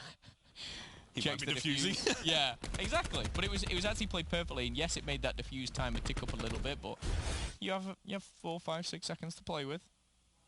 Don't want to play with 7 or 8, but 4, 5, and 6 is okay. Good round from Midnight. Yeah, Frosty opens it and closes it. Like a book. The end of a good story. This story might be more of a tale on towards A. It's going to be over before it even starts. 2 clean kills go towards Envy. There's the third. Silly finding himself a pair. Frosty now bringing that snipe in. If he can find something here, it'd be cool, but again, tough situation to be in. Silly gets the bomb down and they're 5 on 2. 1 snipe will help. Big tags. Aches is trying to find someone through the woodwork. Hello, hello, hello. What do we have here? This is looking a little bit cheeky. Decimate's about to hit the flank and ruin both their days, and that's going to be 1, and there's the second to Parasite. Good night. Another good round for Envy. Map point. Certainly is. The boys in black. Offensive round seems to be strong right now, and we're putting Midnight back on that offense, and wouldn't surprise me to see a round 11, but nice round from Envy. A very clean-cut round. As they close that that round out, should I say, not the series. Yeah, no problem. Decisively. Repeat almost of series number 1. If you missed it, it was a banger. Reciprocity secured their spot in the playoff bracket. Inks will remain with the sniper. Midnight are not giving anything to B. Frosty will be looking at that top house. Great coverage as well. He's got his teammates pushed forward. Just making sure that no funny business happens from that top end of shop or even come through ice cream. But now we have the rotate slowly. Moving forward is Frosty. Bomb still teetering on the edge of A. Once they pass the threshold, once they make their way in, but I think it may have worked. And if you look at all these little arrows moving, we are watching the A slowly but surely be given up by the members of Envy, but they've managed to double back.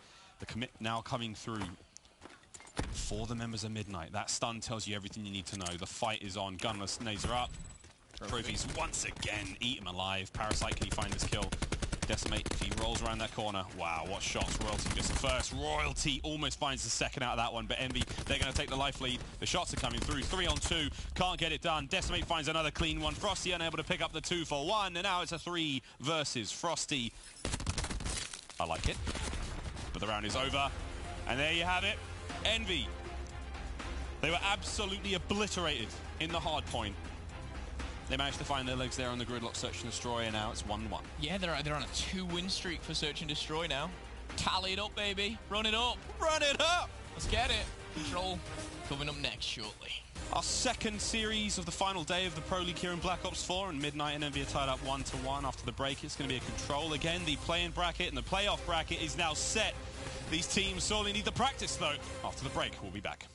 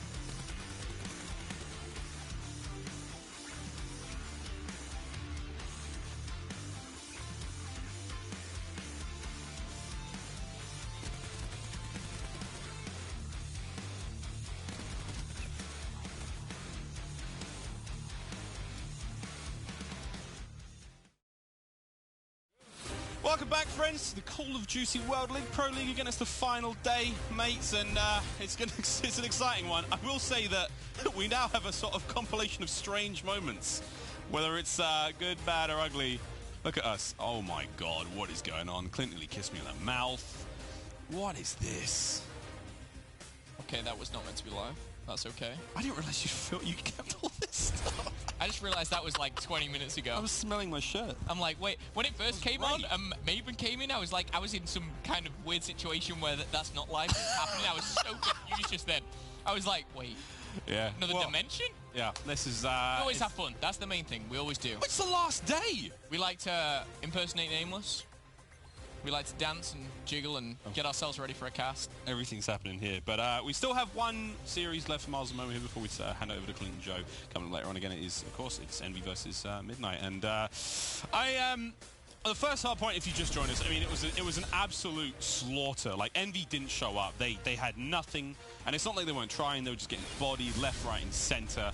The rotations weren't there. Nothing really worked out. Frosty went on a 14 kill spree, a 13 kill spree at one point. He finished the kill with nearly 40. He finished the match with nearly 40 kills. Unbelievable. Gridlock Search and Destroy is somewhat different.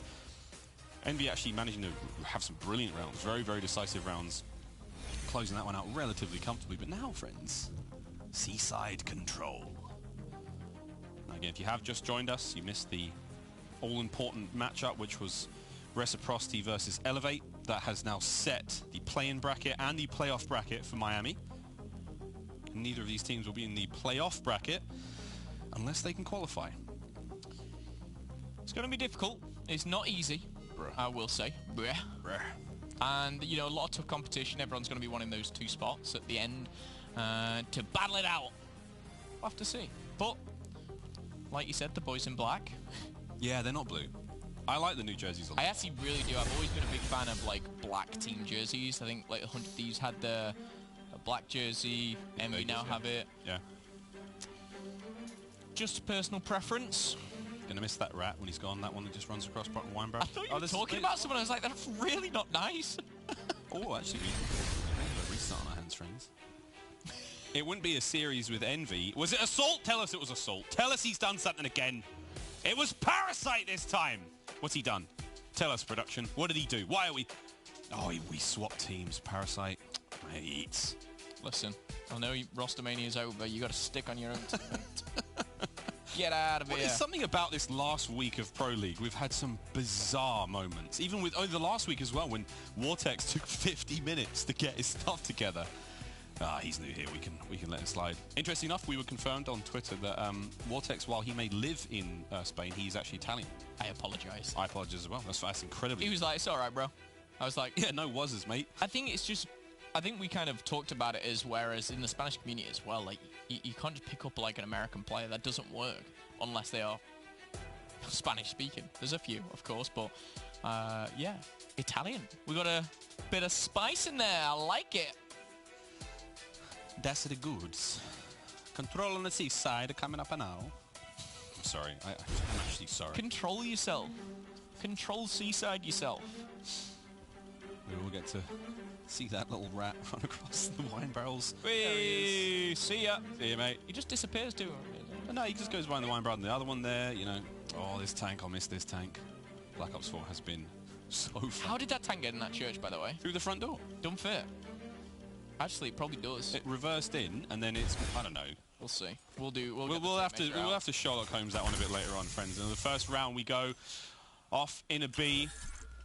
3 men actually sitting on towards top mid. That's going to be interesting. Wow. Flood through. Ace finds a quick cleanup. Decimate trying to keep the push alive, but they're going to wrap right round to A. So it was a very slow push. And Llama God and Parasite on the advance managed to pick up 2 kills. Gunless now trying to get back into the mix. And that has been an interesting opener from Midnight that has actually worked out. If they can keep these kills coming, then they can keep the cap at A flowing.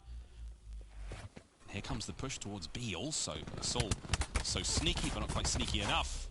Ace finds another 2, and this has been an interesting start to this round of Control. Yeah, very interesting. Don't get the first tick on A. It was a strong, valiant effort. Does not prevail here. 24 to 23 though. Life count will change a little bit here. Going back and forth. We're going to see those swords sliding around. Whee! Zaptius, Royalty, Parasite, and Zaptius again. Backed up by his buddy Llama God. will find that second tick on B, and that should be B done as long as someone stays on it as Parasite jumps back, realizes he's been left. Oh my. Decimate with a bit of unfortunate friendly fire there under Checkers, and Frosty now looking to make the opener. Slip slides on his way in, finds the first, there's a second just next to him. The contest will be short-lived, lovely shots. Royalty's there to back him up. Decimate's not going to get away with his life, but oh, he steals it from Frosty. Top shots. 19 now to 14 as Envy have managed to stop the bleeding at A. They managed to keep the players out. But you have to deal with Parasite. Nice trade, gets it done. And we're still going to see a contest coming now, throwing mid-map. Decimate holding the line, trying to keep these players out of barrels. Zaptius leads the charge. He will find those kills, and now we have the front door knocking on Heaven's door as Church has now been infiltrated by Frosty. Plenty of lives to play with, Miles. 16 to 8. They're on the zone. It might not go over yet, but if they keep trading out, this is perfect for Midnight. There's one for Zaptius. Oi. Another for Zaptius. Go on, one more. You've got it in you. Close to streaks? Nah. Silly takes the top of his head clean off, but now it's a 12-on-3. Envy have to survive this onslaught from Midnight for 1 minute and 33 seconds. They can play this however they want. Frosty could nade in. Just find one kill that player. Just round the bend. Aches is trying to watch the small door. Trying to watch that courtyard. Lovely shots from Assault. Lovely shots from Aches. But again, is it all for naught? Parasite cleans up Decimate now. This is the final two members of Envy battling now. They've left the church. They're making their way towards the courtyard. They will be cleaned up handedly at that. And Midnight take the first round. Interestingly enough here, as we move on forward, I get kind of flashbacks to the hard point. I don't think we're ever going to get that type of hard point again, but we are going to get to see another hard point, Miles. And if Midnight keep being this aggressive, I really like the playstyle at the very start. They went hard on A and it didn't work, but it was like, okay, no worries, we'll go and get B. Yeah, the timing was really cool as well. Like, you had 3 guys just sitting like top yellow, top red. They did absolutely nada. And they're big chilling out there, waiting for the players to make their way through B, waiting for the, the aggression. They're like, oh, maybe they're mid-map. Get mopped up. They get mopped up when they're trying to push out B as well. See if what Midnight, have they got any other fun tricks up their sleeve to rip open round 2 on the defense?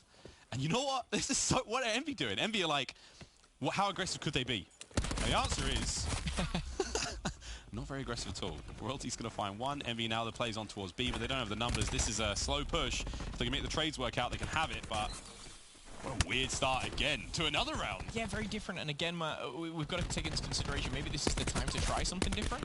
But again, you have scrim time to do all that kind of stuff. Midnight, though, looking for that complete wipeout to then push on forward, maybe start a spawn trap. They get the 5 down, but they don't have the backup to push on forward. This wave of kills, though, could be different. Oh my god, it does go down. Royalty, though, 1. Make cluster.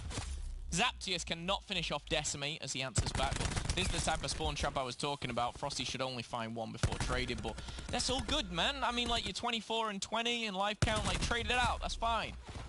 Good to go. Respawn. Use those lives to your advantage. Llama's just starting to go wild now. 8 and 2 for him. 9 and 2. Actually, no, he doesn't get it. Zaptius does in the end. He's 11 and 5. Frosty's had the slowest run so far at 3 and 7, and even then, that's like, at any moment, Frosty could just start melting. He did his job. He's done it in our point. Yeah, right. 13 and 5 Parasite, 13 and 5 for Zaptius. This round is all but done. Envy have not been found. I mean, Zaptius, he's in a nice prime position here to not only catch Silly at this point. 150 away from streaks, up and about, on his pogo stick, finds it.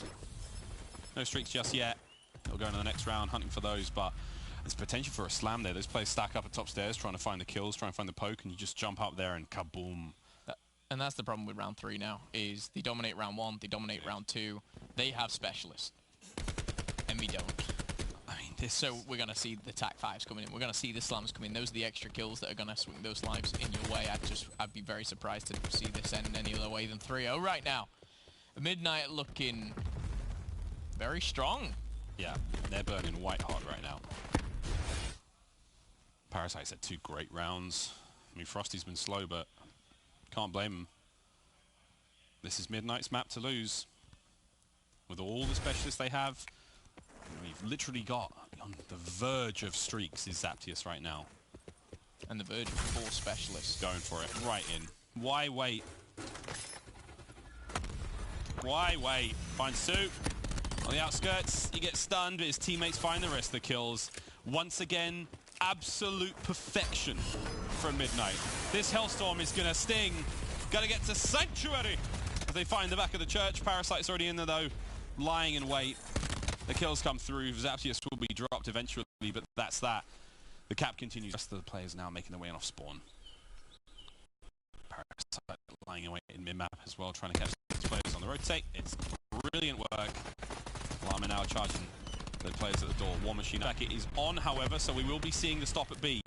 Now the special investments are coming through. Are they getting enough out of these to really close out the map? The answer right now is no, man. No, they ain't. War Machine Storm now used. If they don't win this round, this is tragic, if I'm being honest. They are still in the lead, 21-19, but I think they got really overzealous about the A point when they did. They used the Hellstorm and it was, you know, fine, but they all flooded A. They defended so well. Credit to Envy for that. However, when guns up, we do see Midnight come out on top again. 3 life lead here. Aches close to the TAC 5 boost. We know that can really be a swing in this game. Vision Pulse for Parasite and Llama God with the Tempest. It wouldn't surprise me if they use Vision to pop into A right now. It's funny, you think like Midnight, they used all their best lines on the first date and they got nothing. And now they just kind of like... It got them a second date. It got them a second date, but is it enough? They turned up to the second date and they forgot. Hey, that was a nice nade. Doesn't manage to find the kill into Assault. Royalty cuts him down, 18-14 now as they're making their way forward, looking to push this one all the way to the end, friends. There's the Vision Pulse. Yeah, Parasite's popped it. Zaptius is going to catch his players off spawn. Decimate, though, he does kill Parasite. Pokes his eyes out. No more Vision Pulse. Oh, Zaptius, a quick trade just before going down. 22-7 for him. Llama still has Tempest to work with. Waiting for the rest of the squad. Waiting for the buoys. Doesn't find anything with the stun. Silly sees it go past, though, so he does know they're on the way. Frosty. He's waiting for a cook grenade from Aches on the other side of the wall. It's going to... Nope, not going to come through. There it is. Doesn't find much. Breaks are on. Great timing from Frosty. Great timing. Now the play is on. Now the game is afoot. Zaptius can't find any more of this. Parasite's right on the top of the point. Royalty now pushing the players out. Finding himself another. Oh, boy. Clinical attack. Tempest now at the ready for Llama God. We're throwing these lightning bolts. He's going to get one in the back of Silly. He finds Assault on the chain. And this, friends, could well be it. That is the end. TAC 5 just feeds them, and it's a 3-0 as the clock strikes 12. Midnight. Nasty. Kind of like that. Clock strikes 12, Midnight. Get it? Yeah, smart. Yeah, thanks, mate. Good. The last minute of that matchup, I mean, it could not have gone any better for Midnight in every possible way. The one thing I will say, Envy did really well at nullifying the streaks and some of the specialists, but it were, I mean, even the Vision Pulse. But even at this very moment, Zaptius gets a trade here, which may have been different, but Llama God gets a kill, stays alive, and it's just this next push. It starts with Frosty getting the couple in the house, and once you get 4-5 down, and you're actually already in the in the church on the tank, in checkers where it is, it's very hard to break, and Envy didn't have anything to break with. They didn't have like a slam to chuck in. Silly was halfway there. We're in round 3. 7 kills, like it's not enough. Look at Zaptius, he's got 22. Like, that's where specialists would have saved maybe Envy to even try and get something in, but they push forward, they get zipped, and zopped. It's funny to think, though, if that were, pre-patch, when everyone did accumulate their specialists over time, that'd have been such a different round. Like, it's... Go you, Treyarch. What a game changer. What a game changer we do like that. Another hard point now, friends, and what can Envy do? What can they do now? They've had their bodies broken in the first hard point. There was a glimmer of hope in the search, but that might have just been the spirit crushed in the control. They're an S&D team now, Miles. JK. Look. Hard point up next. It's going to be a Hacienda. They are struggling, though, in all seriousness. Their hard point was embarrassing. Their control was... It was poor. I wouldn't say embarrassing to that extent, but depending on how this next game mode goes, again, Envy can still redeem themselves so heavily going into the playing bracket now. They win Hacienda hard point. If people forget about map 1. But if we get a repeat of map 1, people will be looking at Envy as that easy win. in the play-in bracket. I know. And who they have first? I think they have... UIU. Yeah, they got UIU first. UIU are not going to roll over. Like, that's going to be an interesting series. Dude, every single series. It's going to be a blast. Miami Paradox was saying... ridiculous. Yeah, Paradox was talking about it. He was kind of saying the first day of Miami is going to be absolutely amazing. It's going to be insane. Yeah. It is absolutely insane. Get your tickets, friends. Get down there. If you can't make it, set your clocks. I don't care where you live in the world, you can watch it. You will see you there. Map 4, and very potentially the last map in this series, unless Envy can, like, honestly do something preposterous, and they very much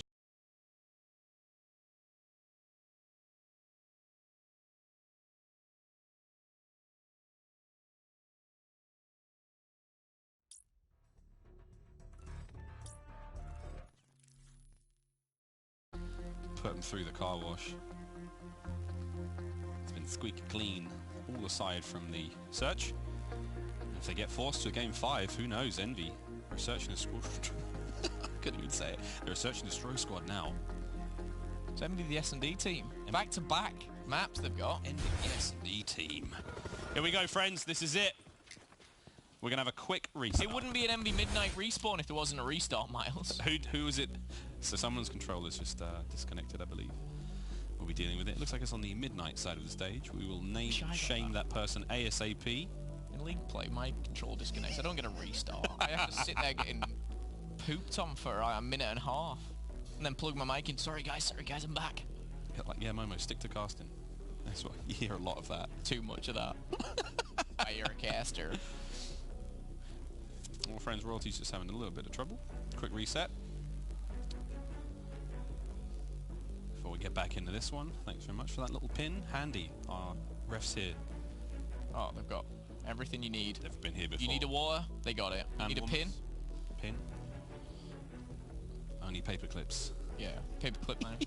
The paperclip man. He's the paperclip man.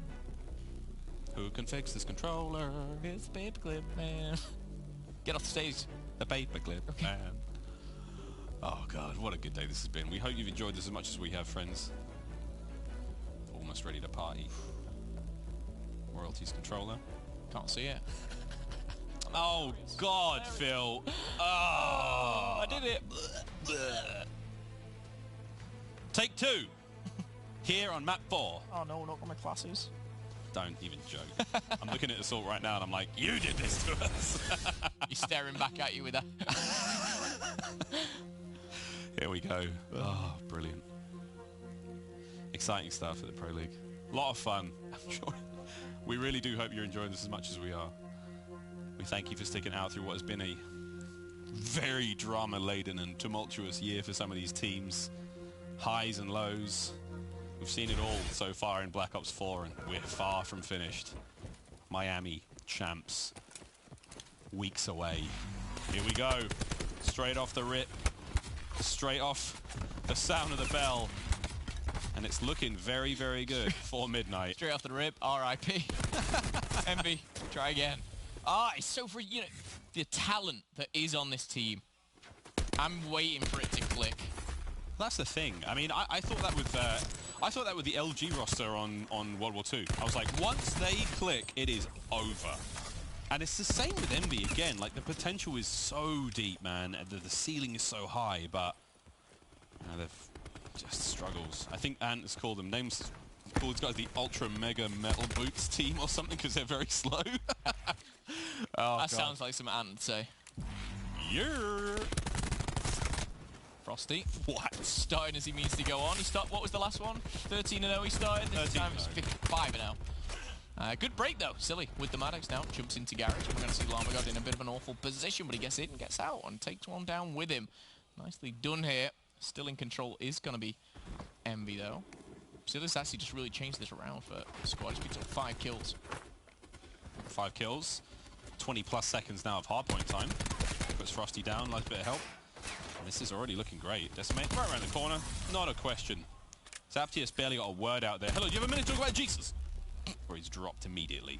We do almost have streaks there, I believe. That may have just been ended for a member of Envy. Now Frosty trying 20 seconds and climbing on this remainder of the hard point, and it will be going the way of Midnight for now. But hey, a solid 32-second hold there from Envy. Cannot be sneezed at. They're going to be hitting the rotate straight away, but Zaptius has already made his way in forward. Playing on the connect, it's going to be Frosty. Frosty is dangerous, he possibly can be in this series. Good timing now from Envy. He's going to close that out, and we're going to be seeing the battle now go down. Zaptius all on his own. Yeah, he's just got to wait to try and bait someone in, take him down, but it doesn't happen. Gunless too smart. He does find himself an all-important kill. No streaks to actually break in, and talking of streaks, Parasite just 155 away. He's wielding his sword, and he's got Zaptius in front of him. As that assist will help him to be close. Is this going to be enough? Again, he'll be begging for someone to clean up those kills. The assists, of course, will push them towards those streaks. Keep your eye on Parasite to see if he finds anything more. Chuck a trophy in there. Try and get some points off that. Just trying to get one bullet in. Can't connect. No streaks just yet. He's 55 away. There we go. Oh, there we have it. Can't quite get the rest. His teammates are there to pick up these kills. Envy, though, they're right on the point. This is good aggression from them. Positioning is there. Royalty now trying to make his entrance known, and not quite enough to get the kills. This is all. He's still alive and kicking. Lovely shots into the close range there of Royalty, and we're about to see Envy potentially take the lead here. Yeah, unfortunate cluster there. Sticks to something in the air, but 64 to 64. Envy now take the lead. No, they don't. They tie it up here as Midnight continue. As they rotate over by the rock, they've got the TAC 5 boost already popped. Parasite has that lightning to hand. 10 and 5. Some fishies. Great work from Llama. Gets the assault as well. Premium positioning. Fantastic communication coming out of everyone on Midnight at this point. And it's a very, very solid hold here on Rock. Keeping it going. Royalty finds another. Gunless. Just to the outskirts. Royalty making it look easy against one of the finest in the world. And Assault's come back. He finds one kill there before we break over 100 points for Midnight. Health is so strong, by the way. Yes, Contest has just come in, but at the 60 seconds, they're probably taking 45. And they're probably going to make it 50 shortly. Very, very strong hard point for Midnight. They didn't have to invest the lightning strike. They've still got that now going into the rotation. Oh, Zaptius could have found 4 there. Doesn't, because the concussion comes through, but Royalty will find himself a double before going down. And again, rotation to the middle, obviously, is not super important, obviously, from the rock. You kind of want to keep control of that rock as well, because you've got to start thinking all about garage and free fire coming through for Llama God. Doesn't connect. Stays alive, though. Kills in the kill feed again, Miles. It is all grey. It's all Midnights. It's a shame. Could have seen him in the purple trunks. Love that purple. So unfortunately, Midnight being in the... Sorry, not Midnight. Envy being in the blue as well. Obviously, blue and purple looks a bit funny on the screen, but Llama's yet to find those streaks. Parasite does have them on a 3 spree right now. Llama's hoping for anything, and he can't get it. He will get the lightning. Or will he? No, he will not. Parasite. Brilliant shots out of Haggy. The kills come through. Will be snuffed out in the end. 130 leading 76, and this is a powerful start for Midnight. Our first set of rotations now on the way, now done, and into the second hard point we go over the seconds. Llama still got specialists to work with, and we're just seeing the slow and steady accumulation of Midnight specialists. That's what they do before. Streaks, specialists, and then they just drop them on all you at once. It's interesting positioning from Llama, actually kind of pushing Office when it was popping Garage. I don't know the reason for that. They weren't seeming to looking to lock it down from the back. They're almost looking to lock this down from the front. They're happy doing so. They've got so much to play with. I don't know if they've got a trophy down in there or whatever it may be, but Vision Pulse has been popped. Shots for Royalty. Beautifully done. Parasite's gone from 10 and 5 to 19 and 9, continuing the dominance here. War Machine at the ready still. Tempest. Lock. They're taking Envy down. Brick by brick, piece by piece. Envy are starting to crumble. It's really starting to crumble. Still, it's not over yet. Into the next fence as we go. Parasite does have a lightning strike to clear out the field should he need to, as Envy have won the initial gunfights. Royalty continuing this wonderful run. He's on 7 in a row, 15 away from streaks for him.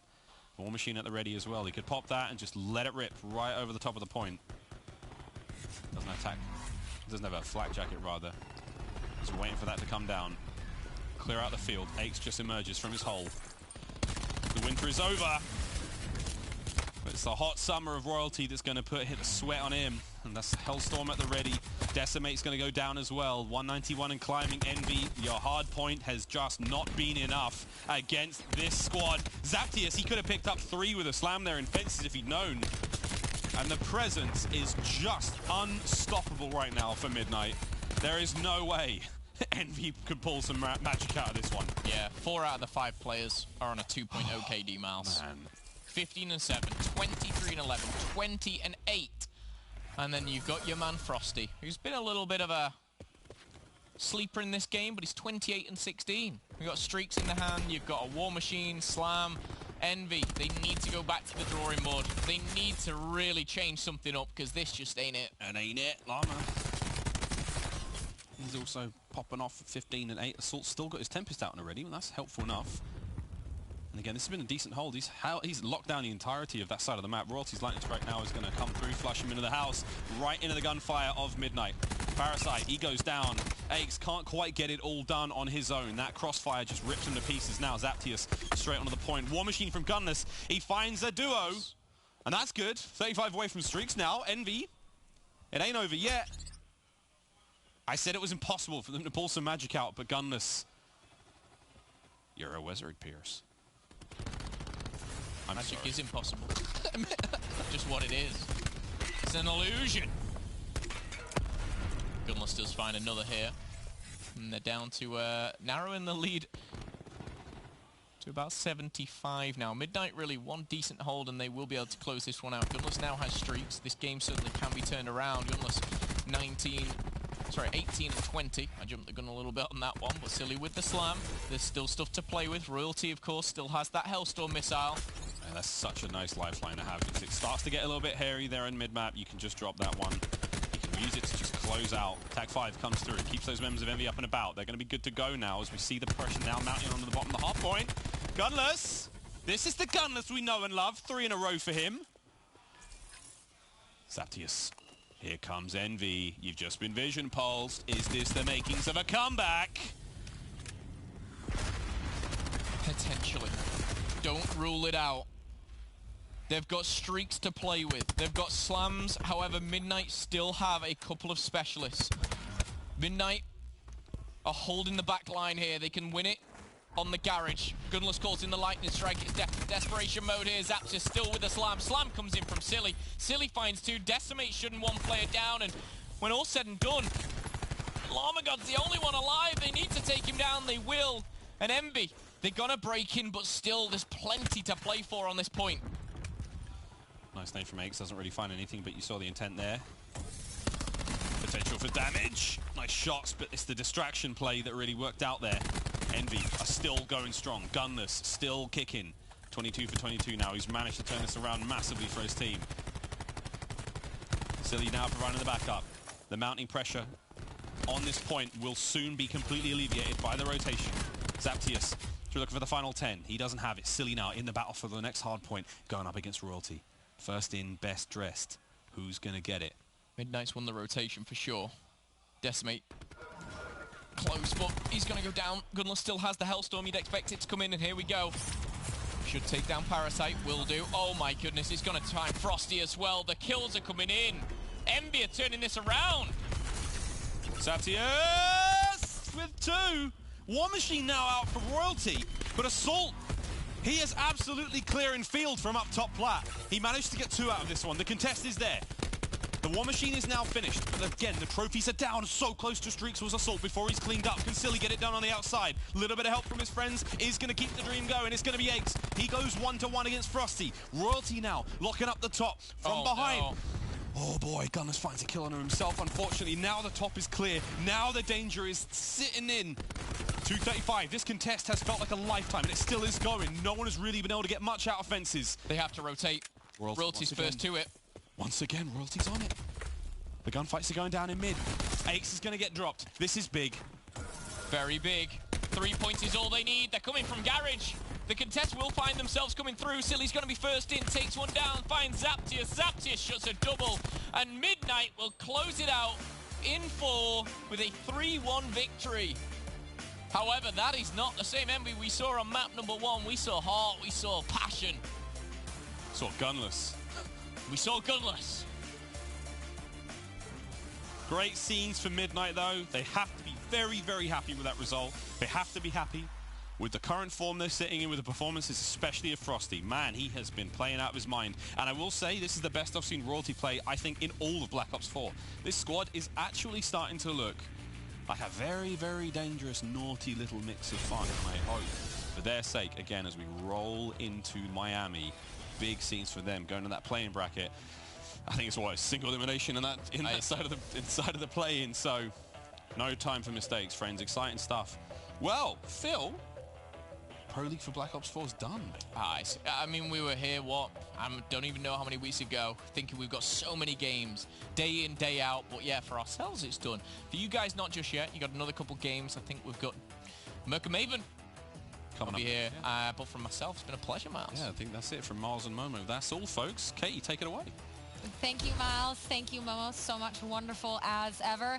Not the envy we saw yesterday, falling 3-1 to Midnight, who looked to shake off their dashed playoff bracket hopes with Reciprocity's win earlier today.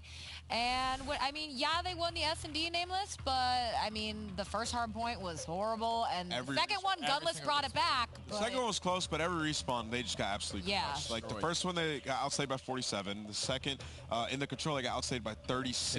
Like, what is going on with Envy? I'm pretty sure that they set a record. I'm pretty sure that in the respawns, they just set a record. They beat the hell out of them every one. It was 85 of the first two, and then JP said it was 34 in the last one. Going to the last hill, I mean, I don't know what that was, but Envy just forgot how to play the game and how to rotate correctly today. That was not a good showing at all. It was not. And I mean, again, we say, like, yeah, maybe you won an S&D, but it was 6-5, so it certainly was not, you know, it was not a dominant win by any means. But on the side of Midnight, though, Pac-Man looking, got to be happy with it, looking solid. I'm honestly surprised they came out so strong. Yeah. Because talking to their coach and stuff, I mean, of course they were just demoralized, not getting a chance even to play for that playoff spot. But they came out way stronger. They came out swinging. That first map, what, 250 to 67, it wasn't close at all. Like, at any point, that was completely dominant. And, I mean, they look pretty good going into the play-in bracket. This is another team that other people have to worry about in that play-in bracket now. I thought their mentality was just going to be crushed going into the series. And then after the way Envy performed against Optic Gaming, I'm like, Midnight's about to get bodied here. And then it's just so surprising to see them performing like that. Like, Zaptius was like 21-6 at one point. We had like multiple players just going off across the board for Midnight. Parasite having one of the best hard points we've seen him play on that game 4 in the last few weeks. Like, they were all on point. That was very impressive. Yeah, for me, the entire week has just been, we've always talked about that Midnight player, and it's been Frosty. Him and Hardpoint, for me, the amount of just improvement he has made just in his game in general is insane. Frosty in that first map was like 30-12 at a point. He's untouchable. Like you heard Miles and Momo, they were talking about it. His movement, just people can't shoot at the guy. And that's what's something that's going to be scary. And then, because that kid is going to develop into something really, really good. And just seeing him perform now, even if it's on this Midnight roster, he's definitely making a name for himself. Yeah, I talked to Parasite a little bit, and I was like, these guys were not this good. Like, what happened? He just said teamwork. He's like, that's the biggest thing. He's like, when you have these talented players, like Zaptis is talented, Frosty's talented, Royalty's always been talented. He's like, they just didn't have teams that had good teamwork. And now that they're actually putting together and learning how to play as a unit, you're seeing these guys shine. And that's why I think releasing Frosty wasn't that good of an idea, because he's clearly talented. He has championships in other games, one of the most calm players ever, and great communication. And now we're seeing it, pay off here. We've got 2 more series to go. Let's pull up the schedule so you can see what those are. Coming up next, Gen G and Heretics, followed by United and Optic Gaming to close out the day and to close out the regular season of Pro League before we head off to playoffs in Miami.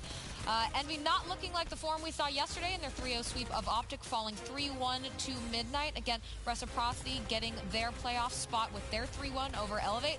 Coming back, we're talking Gen G and Heretics.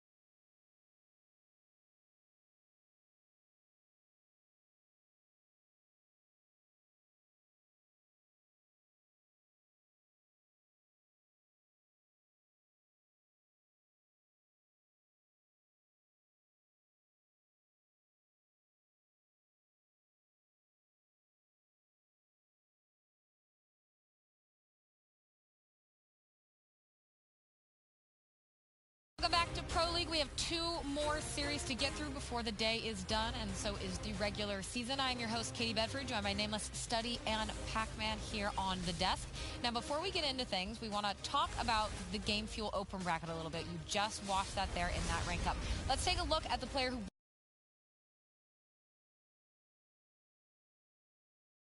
recently transitioned from the Mountain Dew at Game Fuel Open Bracket to a pro team. It's Vortex, who's been on Heretics this week. Now, Vortex, seems like he's been doing all right for Heretics. They've been struggling overall, though. They're over 0-3 in the week. Yeah, I feel like this team is just, they've gotten worse. It's just, obviously the roster change has a lot to do with it, with people running different things, like Methods going to that ICR. But Vortex coming in as his main SOG role, he's dropping a .95 on the week. And that's something that I wasn't really expecting out of Heretics. We saw Lucky, we saw Journey. These used to be the superstars of this team. They would always be putting the backpack basically for this team. And also with Metal. But ever since picking up Vortex, it's just, the pacing just looks really weird for me. Before, their team always played the best when Method Sick ran a SOG. Yeah. They switched back multiple times, and they picked up a guy who I think they just didn't fit what Heretics was best at. When he ran a SOG, his stats were never good. Method's, but their teamwork was always a lot better. Yeah. With Sukri running the main AR. They got rid of him for whatever reason that they have amongst themselves.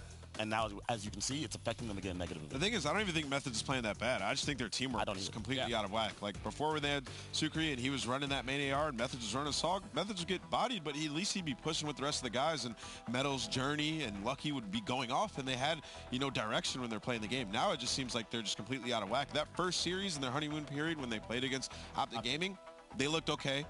But that was because Lucky Metals had like the series of their lives. Lucky had 1.4s across the board, and he was just going off. Like, Lucky's an incredible player, but is he going to do that consistently? Probably not, right? So I just think their teamwork's completely out of whack. It's nowhere near their last team because Sukri was an incredible talent.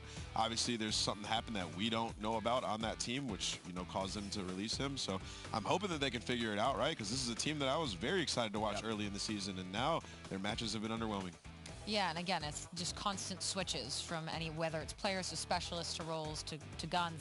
Heretics never seems to be able to settle, and maybe that's what's causing a lot of their issues. They will be going up against Gen G, who, again, they got second at Anaheim, performing very well this week as well. 3-0 on their week, undefeated.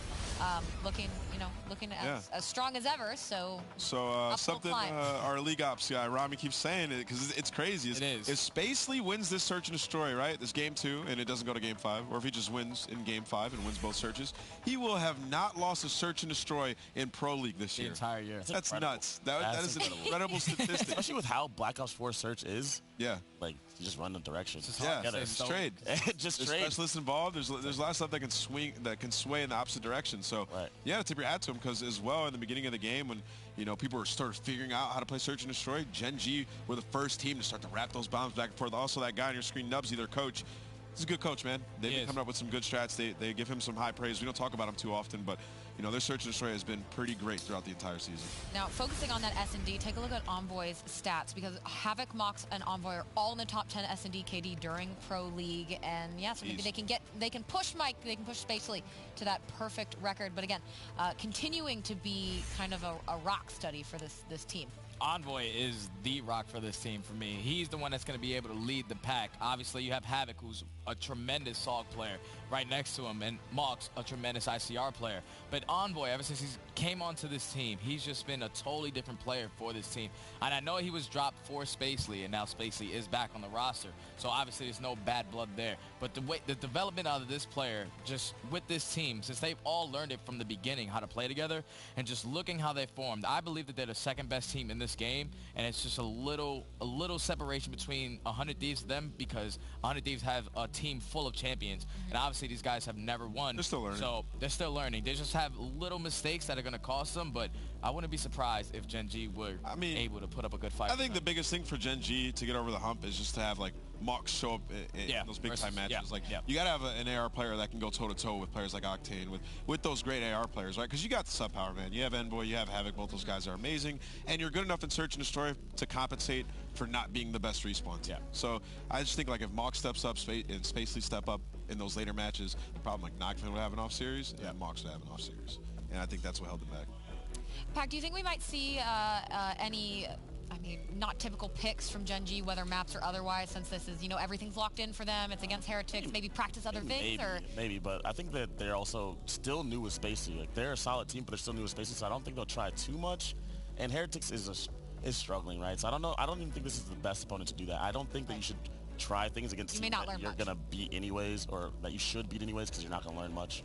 You should just go out and win. Keep doing what you're doing. Yeah. Well, on that note, we will see if Gen G can go out and win, or Heretics can snap their losing streak this week and end at least with one win. But we're going to hand it over now to Merc and Maven. They're obviously all playoff bound. We've got nothing to worry about that. There's no real big storylines left heading into Miami. But yeah, I guess for me on one side for Gen G, study said the gap between them and 100 Thieves is pretty close. I think there's a little bit more separation there, certainly. So now in the next 2 weeks, can you close the gap somehow through this match, through scrims? I mean, there's still an opinion that people think Gen G isn't the second best team in the world, right? Like, obviously, I think you kind of have to hand them that title because of their performance at Anaheim, but I think you can argue that there's still a lot of teams that are capable of beating them just with talent. So I don't know why that is, but people are still trying to figure out this Gen G team. Well, question for you, in a team that we would maybe compare them to, somebody like Optic, right? Top 3 team. How much does it matter to you? Because I know league matches aren't always the most important thing, but how rough Optic's week's been versus Gen G going 3-0. Where do you put those two squads right now? I am very worried about Optic Gaming. I very much am. From an effort standpoint, I don't know. They're still figuring out roles. To me, it just feels like, listen, you lose to Eunited today. It happens. Like, you lost to a tough team. 100 Thieves lost to someone last week. But it just feels like the teams they should be beating. Again, I chalked the Elevate game as a loss. It's a loss. They know they should have lost that game in a round 11 game. And we'll spend more time on Optic in the next series, but I guess I'm just asking you because Gen G's gotten all their wins. They've handled business. Optic hasn't exactly done that because they've had 2 close series against teams they should smoke and got beat by MB. So I'm just wondering if it's changed your mind at all this week heading into Miami. Because the argument is maybe Gen G's taking these a little bit more serious because they have Spacely. Right? Could be. They're trying to figure out those, they're fitting him back into this roster. I don't know. It's just, we talk about you want to see the top teams at Pro League. It may not mean a ton to them. They're in the playoffs, but I think from what we've seen throughout this year, the team that has really shown up well at the Pro League has gone on and to do well. You can even argue won the next tournament. Yeah. With that been really good that final week leading into it, right? I would say the only one who we thought performed the highest and didn't do well at the event was probably United, right? But United still got top 4, top 6, but we all thought like there was a good chance they would, with their win over 100 Thieves in the Pro League, we were like, holy smokes, like what's going on? Well, what about the Heretics end of this now? I think both these teams, up until before the previous event, would be like dark horse teams for us. Teams that can make a run into the top 6, maybe shock somebody. They have this team change. It hasn't been a good week, but do you still believe they can get something?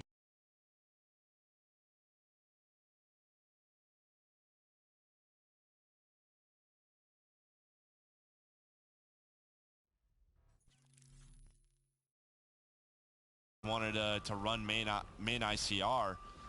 It's just at the end of the year, it looks like we're going to have a restart here. His Envoy's not moving, but it at the end of the year, it's going to be, was that the correct decision?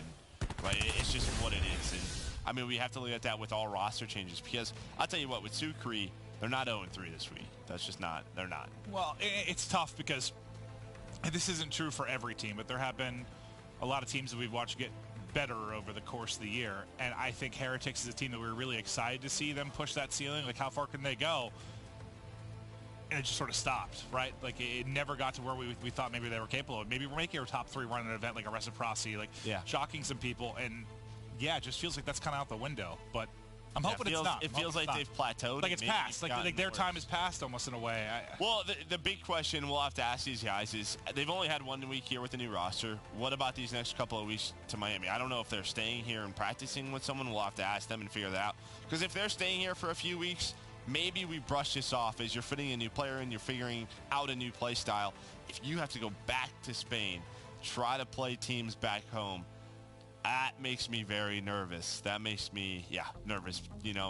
I would be happy if I'm playing them round 1 in the playoffs. No, totally understand that. But thank you for your patience. For those of you at home, we'll get to hop into this in a minute. Maybe a problem with classes, not sure. We've had a couple blunders with the players already today, I believe, just getting locked and loaded to kick off this series. But Heretics, a chance to show that maybe they're finally putting something together with this squad. And for Gen G, I talked to Havoc a little bit beforehand. I was like, is this going to be a quick series? You guys actually get scrims in before this, because yesterday they didn't, because Mox getting his hair done and all that fun stuff. He's like, yeah, we got scrims in, but they were iffy. They were okay. I think they scrimmed to United, he said, and he said a little bit sloppy.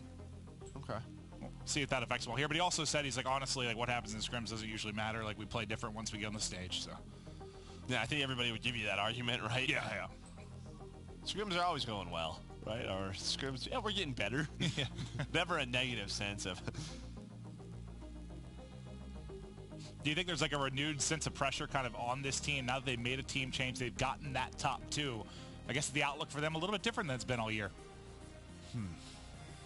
I think my expectations is top 3 are bust now, right? Like, I feel like you've gotten top 2. You could argue Anaheim was a weaker tournament without Splice and Luminosity, sure. But I mean, they've proved they can beat everybody but 100 Thieves. I mean, they've proved that they have everyone's number. Nobody's really been able to touch them at Anaheim and since then. So, I mean, Gen G is a contender now. They absolutely are, and we'll have to see if the roster change is going to pay off. Yeah, and their first round matchup is going to be against Splice. So that is and that's another team that we're not sure on. Like, we expected big things from Splice, and they haven't exactly clicked with the newcomer and Hook. So there's still some time. Yeah, one team in Gen G is trying to maybe figure things out with Spacely. Splice trying to figure things out with Hook, who's going to be the hotter squad getting into it. And they'll match up, I believe, on Saturday, because Friday will be our play-in matches, and then we'll focus on playoffs of the week. Well, no, that's a 2-3, right? Oh, wait, that is Friday night. You're right. The 2-2-3's on. Correct. Let's start off map 1 now. 4 go down, I believe, 4 Heretics. That'll be the all clear. Spacely and Envoy still going to be standing tall inside of elevator. Like, the teammates spawned out pipes, trying to rally over mid-map to get in for the reinforcements. A split spawn from Heretics might pay dividends as they're able to collapse on both sides before the players mid-map can get back in. So that'll set them up nicely. Plus, you already have on rotation Method, Sick, and Vortex controlling that right side of the map. You gotta find Havoc, though. You see number 7. He's the guy in the window, and I don't think Methods is going to be ready for this, but Havoc actually just goes towards that elevator. So throughout all of that, Havoc stayed alive. He played it patiently on the other side of the map. Spacely wins his one-on-one, but Methods is there. But Gen G at least finds some of that scrap time towards the end, and now they can fight for spawns. As you see, Lucky, he's going to spawn all the way out. So nice patience from Havoc. That's one of those situations where your deaths just come at an inopportune time. 3 drop for Heretics. 1 ends up spawning out, but you still have a presence at the back. Still have the safe spawn in Lucky. But as Envoy wins his gunfight, now those 5 arrows start to collapse from Gen G as they try desperately to get inside. Thus far, both teams trading it out evenly. Lucky through with a double as well. It's been a good job just making sure this isn't comfortable time for Heretics. They've had the back spawn, but they haven't really accrued any kind of time. Yeah, we were just on board too in Methods, and that's such a tough position as an ICR because you want to get involved more. But, I mean, slotting into Orange Room, you aren't going to help your team much as Envoy's able to find 3, and Gen G, yeah, they just bullied their way through the front door. A couple of Heretics members do spawn out, so they're going to try to fight over mid-map, and you see they're just going to stay still for the next hill. So Gen G do a great job getting a lot of this time without having back spawns. Yeah, it felt like Heretics got 5 or less points considering they had that spawn the whole time. But yeah, the deaths at elevator came in a tough spot. Gen G, as soon as the new hardpoint pops, you already have people inside a lobby, and they made it messy early. Now it's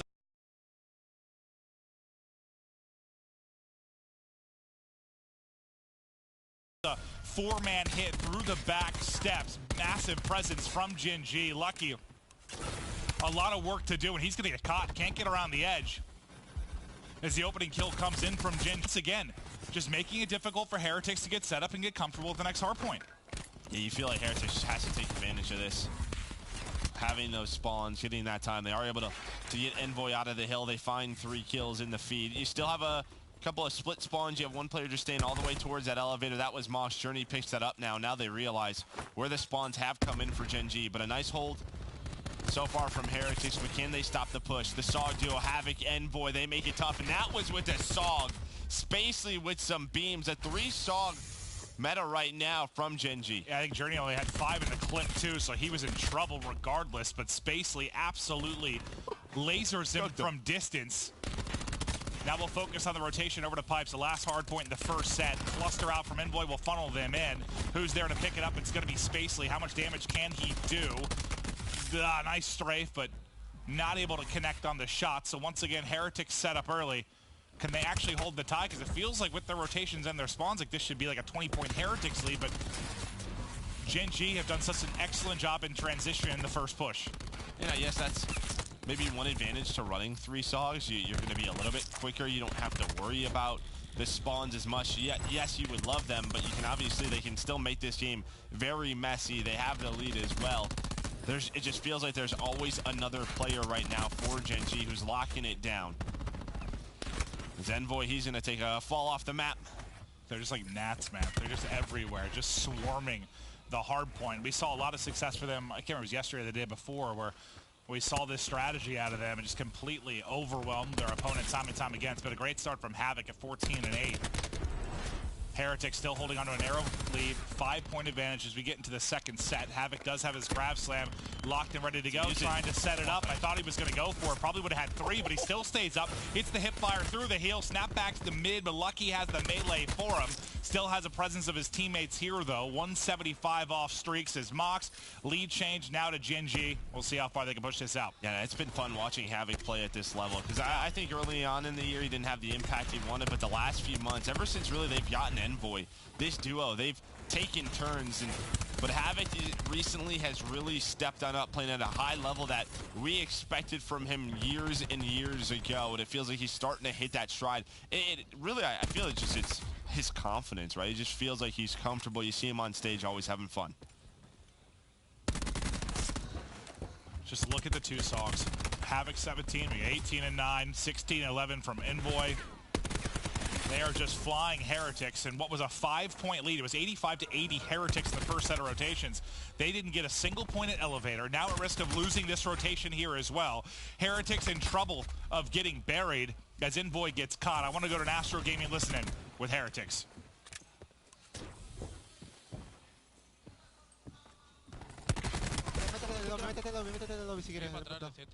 Uno top, chicos. Tiro el trophy, entro. Spelling top, mira derecho. Lo vi dos, chicos. Están arriba, Otra ventana. Vale, que se te habla, te queda, go. Uno top. Tommy, Jabo. Dos. Vamos izquierda. Con 2 top. Lo vi uno. Ventana nuestra en boy. ¿Qué hace? Por medio. Un tiro anterior de Havoc, chicos. Hay uno para Cali del siguiente. A por mí de Havoc, chicos. Se han parado. Anu. Son dos U. Y uno para Cali, hay uno por Bacali, Son dos millas, chicos. Anu. Toca medio. Mira que lo habían matado, tío.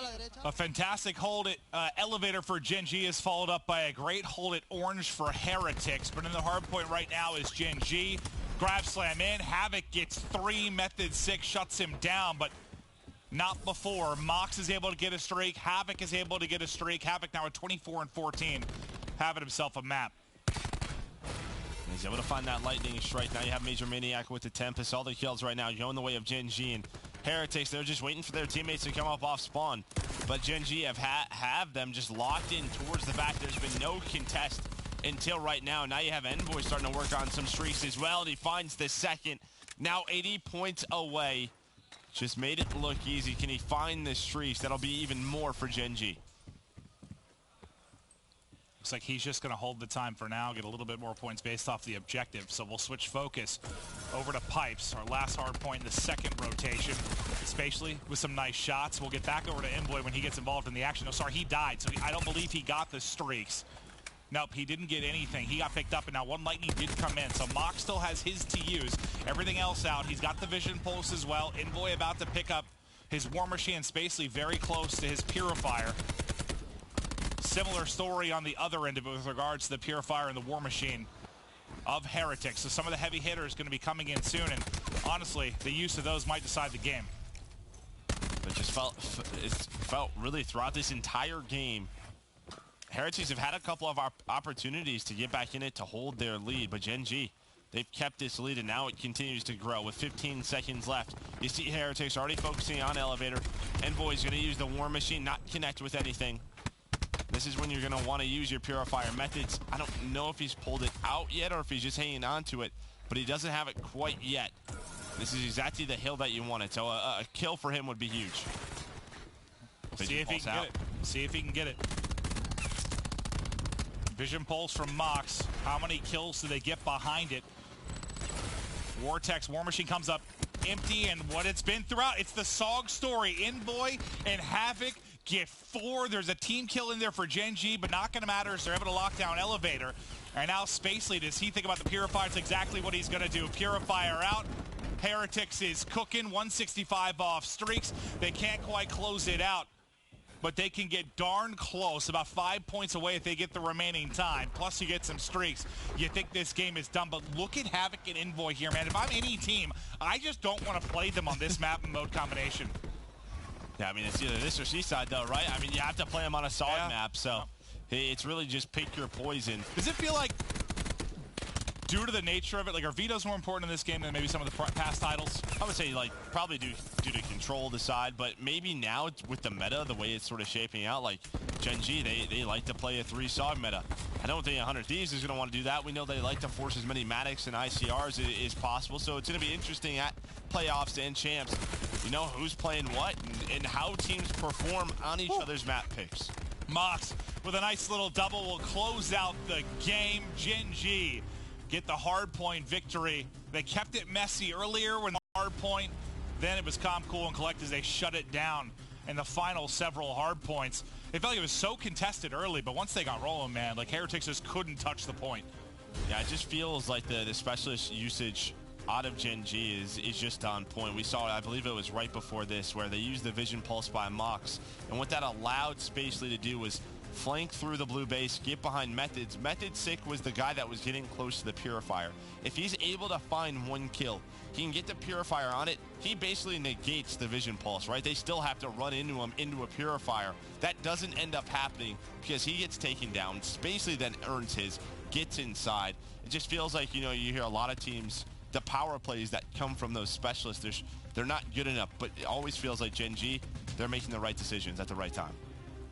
A nice win there in map 1, and now when we talk to the search and destroy, yeah, what the desk was talking about, I know, I don't want to say there's an asterisk on the stat exactly, but in a way, just because Spacely was in the league the entire time. Honestly, but still, there's enough pretty maps. Impressive that they're coming back and still winning. There's enough maps in it that it's ridiculous that they've won that many search and destroys with him on the team. We'll see the final play there from Mox to close it out, and then we'll kick things over to Jess, who talked to Envoy before this series. Thank you, Clint. That's right. And Envoy said, well, last time we had kind of a tough time when we were here at Pro League, so we really want to end on a good win this time and finish off that 4-0 record that we were going for this week. And for this match versus Heretics, he said they're kind of looking at it as a practice match and working on things like fundamentals and hardpoint.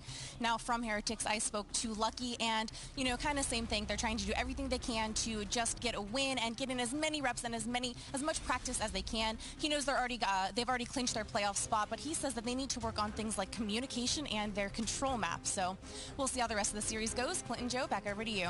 Thank you, Jess. Any thoughts on what the two players had to say? Well, I think for Heretics, one of the things, obviously it's hard when you're 0-3. It's been a long week. It is very hard to have a lot of energy, but I think one thing Sukri always brought to this team, you would hear him yelling. They would get fired up behind him. He had like a Clayster-esque passion behind it, right? Like he just felt like when there was a big play, you heard Heretics. I'll tell you what, this week you haven't heard much Heretics, but again, you have to win maps to hear them. It's just, it's a difference. Easier to get it going when you're playing well. But it actually reminded me, I kind of forgot that leading into Anaheim, how bad, I think Gen G were like 2-5 or something. They had that really bad 2-week stretch. So they went to a boot camp. This is going to be a bit different for them. Like you're 2-5 heading into Anaheim. This time you might go 4-0. You're winning out, you're feeling a little bit comfortable. I don't know if it'll affect anything, but obviously very different lead-ups to the actual major events. Well, after that, yeah, they had a boot camp where they, not with the best teams, right? But who was it, EG and Reciprocity, I want to say? I think that's right.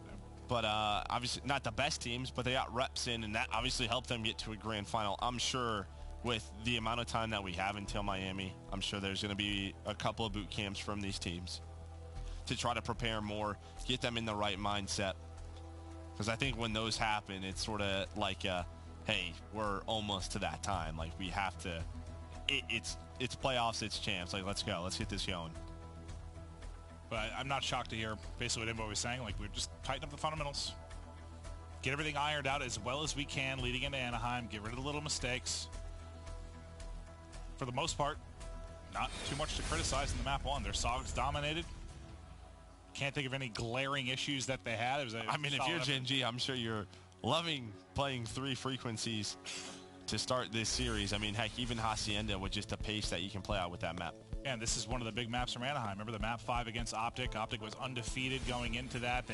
Gen G was the first team in months to beat them on this particular map. I think it was Mox had that crazy, what was it, like a 1v3, the one-on-one with Dashy. There was that wild scenario. So we've seen them in some big moments recently on this particular map. So they obviously have their reps. Now, what can they do against Heretics? And can they remain undefeated with Spacely in the squad? Yeah, and this has always been a go-to map for Heretics as well. I feel like we've watched them a ton on frequency. This and like Hacienda. Yep. Round 1 underway. Offense first to Heretics. Watch Method's POV as he gets to the top window. We go right over to Elevator. It's an onslaught, but it ends up being a trade as a team kill comes in. Envoy can't quite get away with his life as he runs into another player there inside of the orange lobby. Spacely on the flank is going to be the one that can really do the damage. Yeah, looks like Lucky was waiting for him. Now he calls this out to his teammates. Beautiful. Oh, nope. I was going to say beautifully done, but beautifully done by Spacely. That just can't happen. No, it cannot. I think they were just one step, like, ahead of themselves, because after you get that kill, you rotate that bomb to B, you get the free plant. Instead, it's a 2 versus 2. Mox just got the information that they moved towards Elevator. Let's see how they opt to play this out. Both sites wide open right now as the map is kind of flipped with Gen G towards the Heretic spawn. So this is one of those situations. I think you know where a player is. You plant the bomb, but now it's too late. Like, you've sat in Elevator for 5 seconds. Methods, though, with a big gunfight and win. Lucky, gonna finish that plant. He loses that, they lose the round. But big one-on-one win there from Methods. Now, Major Maniac, he's had a lot of clutches this year. Can he get one more? They're both there. They slide out and challenge. Lucky takes the gunfight. Methods goes huge in the 2v2. Spacely on Gen G gave him a chance, but they can't take the round. I mean, you just gotta, you talk about that time and the difference that it can make. The 5 to 10 seconds that Heretics is just sitting there in Elevator doing absolutely nothing. That's time you can plant the bomb. Instead, you give Gen G an opportunity to read it right. I mean, yes, you allow Methods to win a big one-on-one, but honestly, I think it gets scary. I think he might be able to peek that and shoot the bomb planter's foot, honestly. He might have been able to get an angle, don't even worry about that one-on-one. At least it looked like it was sticking out a bit. Obviously tough to think about when you peek first and you're getting shot at, but... Hello? Right above one. Oh, he saw his gun. He should see his gun. Easy kill. Mox gets one on the other end, though, so it's going to be a 4 versus 4 early, just like the previous round. Mox some nice damage in mid-map.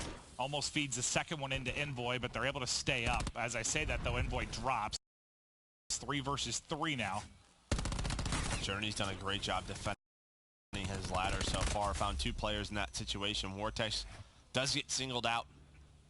I think they thought a lot of the presence was towards the B side, but Gen G able to rotate that bomb. That's something that the devs talked about, where their rotations on the map just seem to be on point when they're making, and they're just going for it.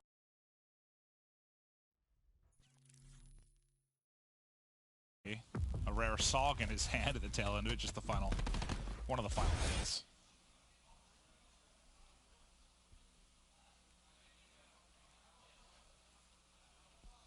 Had a chance to take that round 1 as well, but fell a little bit short. Spacely, nice start at 3-1, leading the troops. See what they do defensively this time. It looks like it's going to be very aggressive at B. Havoc and Envoy, the 2 SOGs, look like they are flying towards that B side. They've already got position kind of towards that mid-map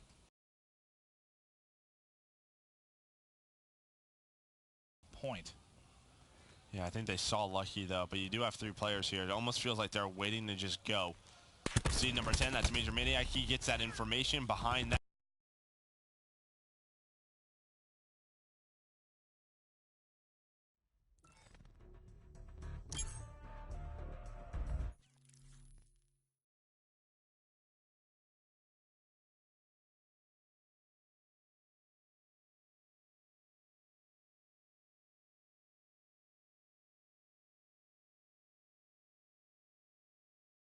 The bomb. And Gen G has baited that so well. Like they waited for the aggression behind the sniper rifle, and they were able to catch him. So nice round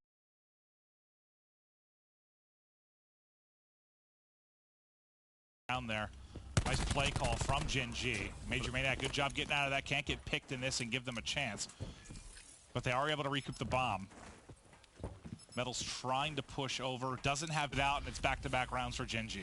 Yeah, the great thing about that Gen G sort of setup is it's a bit of a trap, right? You have a couple of players who aren't showing.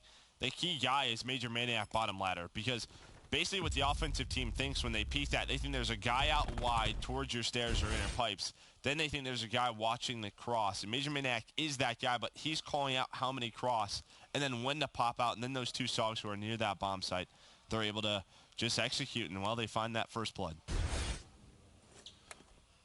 The trap plays out perfectly for Gen G. We see a setup like that sometimes on like the B bomb side of Gridlock, right? When you have a sniper inside a broke.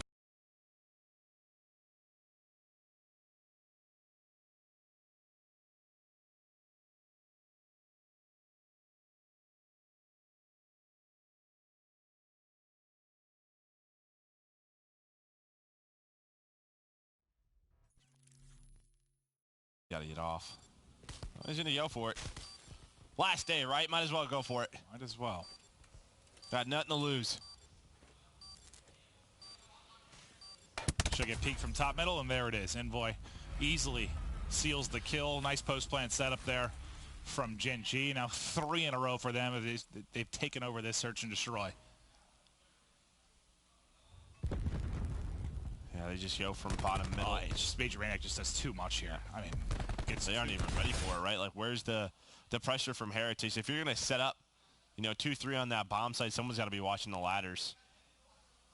You're just leaving one. You're taking a gamble at that point. You have 3 players looking out her, right? Yep. Gen G create a bit of chaos, and it pays off. Envoy, 5 and 2, 300 off streaks. That's an easy kill.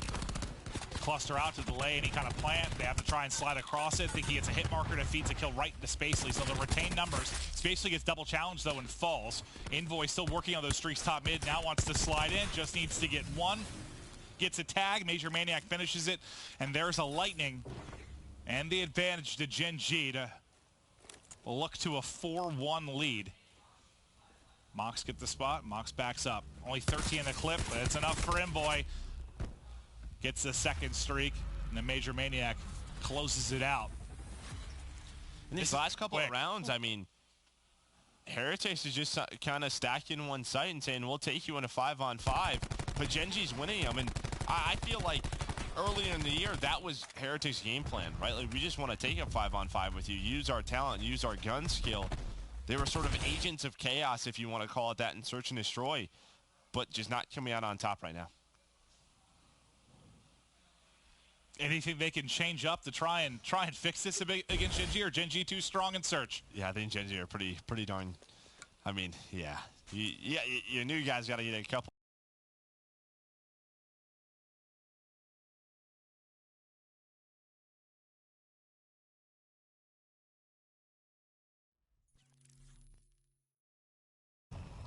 Trying to wrap it out, he does. Lucky and Metals can't get away with their lives. Nice streak call by Envoy, early 5v3. I mean, you just have to stay under your pipes. You just stay in inner pipes. You don't have to move.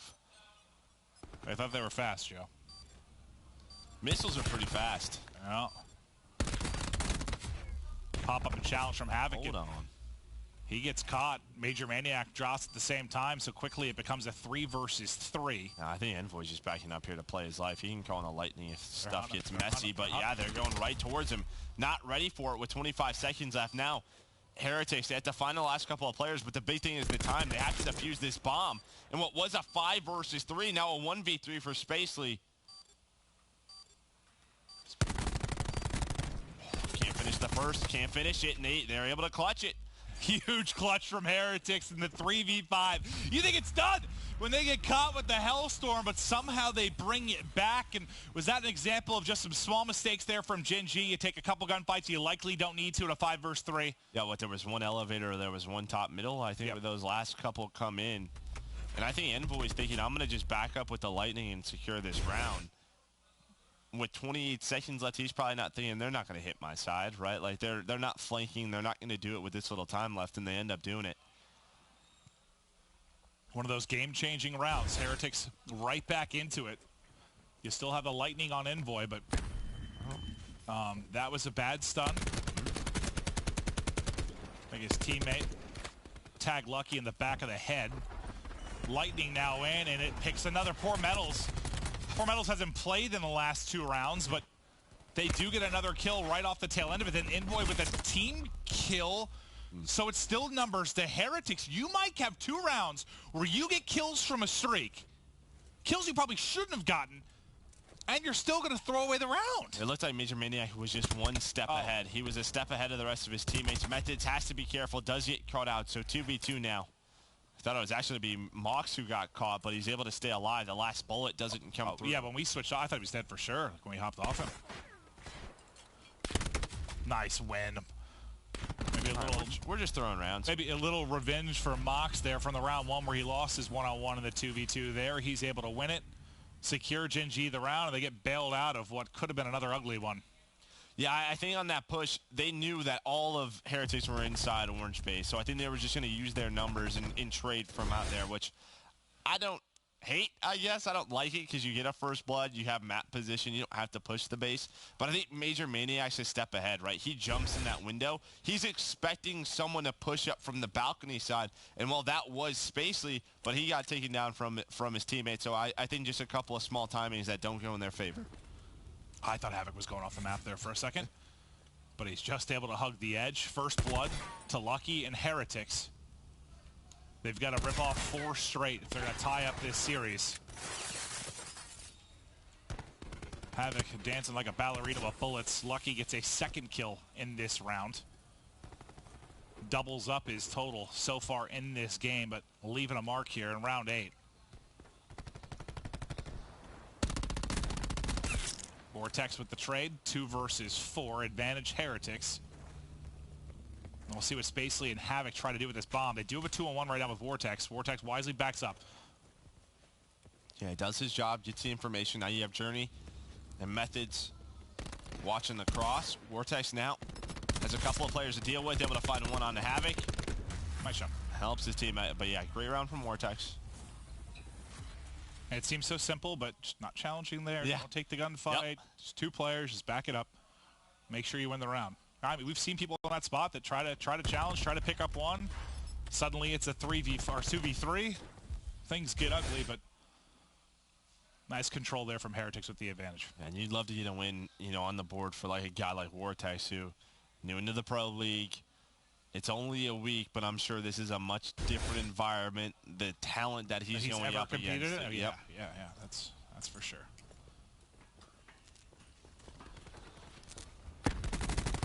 Nice pick from Journey. Another first blood for Heretics. Oh my God, the elevator slaughter. It's all Heretics there. Is Spacely at a 1v5. He's like, sure is. Now that was like a Heretics round to me. Like, I don't know. There's just like, yeah, fight us at elevator. Like, we're going to use our team. Well, that first pick, like, I think it was just somebody trying to shoulder and just got beamed. And I don't know how the play of the game goes to Spacely. He gets 1 kill and jumps off the map. It's a big kill. It's first blood. Thanks, game.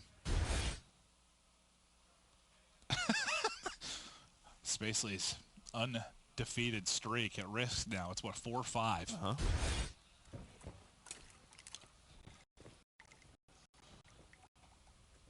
What was the lead? 5-1. Here we go. Fast again this time, though. The first blood to Gen G. 3 kills come in. This is likely the final round. 1 player remaining. It's Vortex. Stun to the face. Backing up. Major Maniac has to deal with the stun as well, but Havoc is soaring in front of them. They close it out. Gen G with Spacely still undefeated in search and destroy. It got maybe a little bit closer than they would have liked. Maybe a couple mistakes in the rounds in which they found the first bloods with the streaks, but for the most part, still looking strong. Yeah, even a couple of the rounds towards that B site that we just saw as we take our scuff play of the game as our last round. You're going to see right here. I mean, Heretics, they make the right call. They 5-stack the correct bomb site. They're all here. It's what they want. You want a 5 versus 5. but the cluster comes through. Gen G able to find all the kills and, well, seal the game. Well, that was the scuff play of the game. The undefeated streak for Spacely plus Gen G soars on. They seem to be a step above the rest. And hell, when you're winning a search, when you're making some mistakes and throwing away 5v3s, I guess you feel good when you're still able to do it in that kind of fashion. But too many clean rounds. The teamwork on point for Gen G. They are up 2-0. We'll be right back with the control.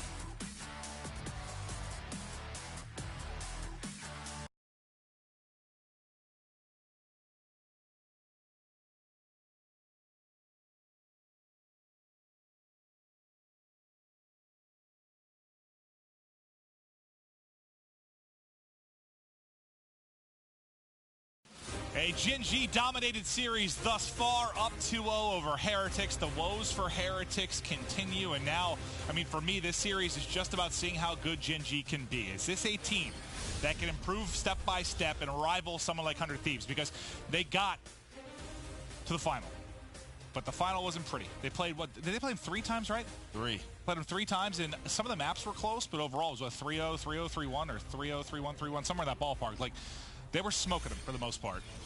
It was a lot to a little. Yeah, it's just so hard.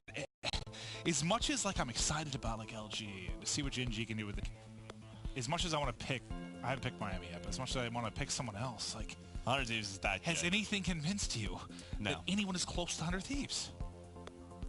I feel the same way. I thought it was Eunited before Anaheim when they 3-0'd them. And just throughout the week, I don't know.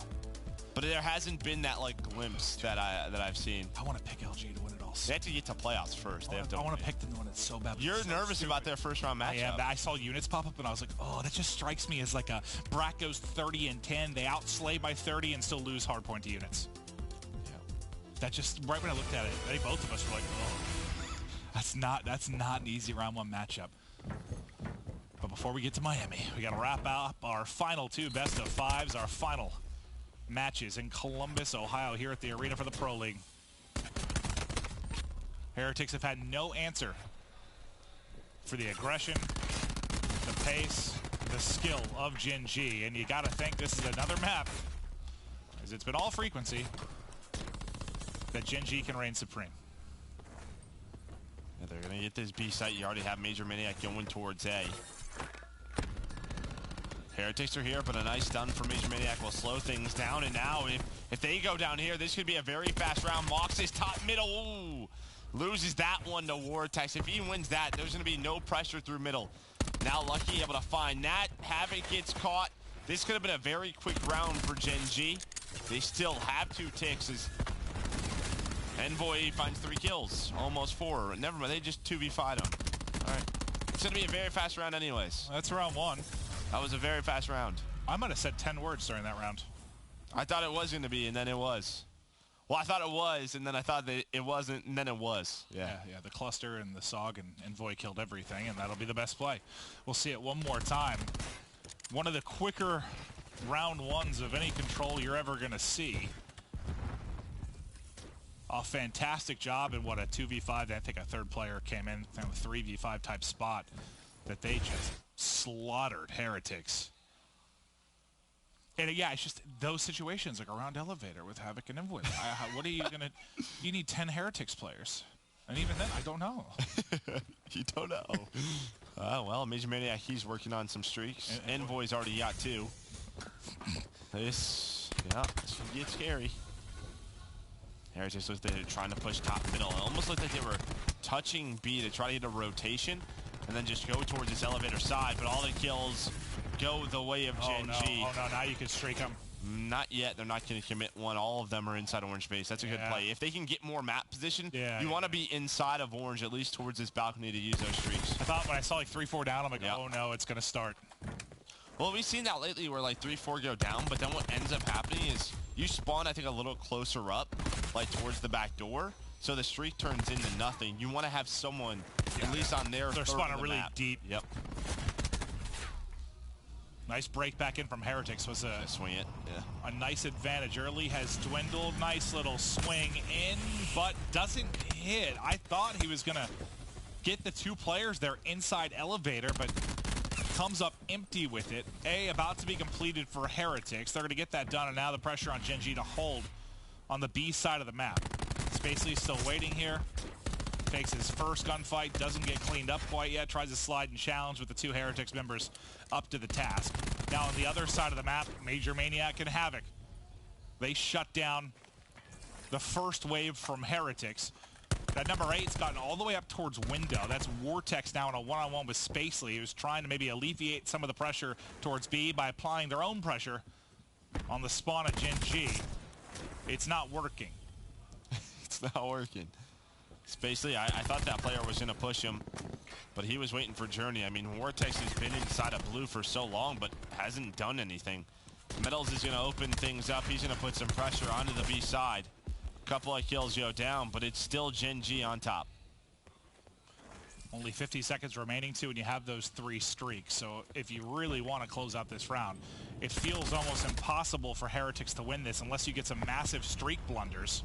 Which you might have just had one. I'm not sure if Major Maniac was trying to catch players off spawn, maybe just trying to get information about where Heretics were.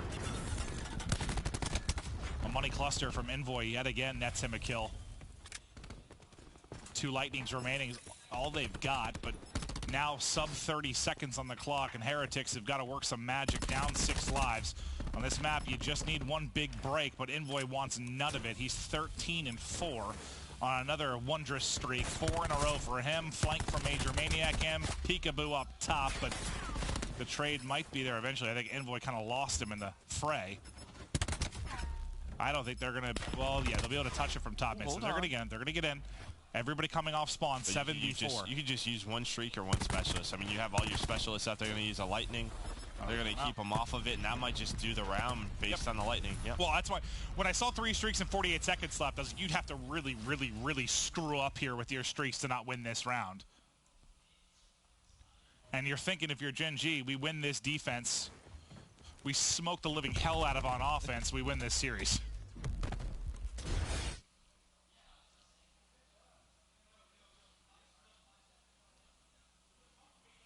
So far, so good for Gen G. We'll see if they can wrap up this series 3-0, wrap up this control 3-0. You take a look at the top. I mean, all your specialists are coming online for Gen G on the other side because that first round was so short and you got dominated.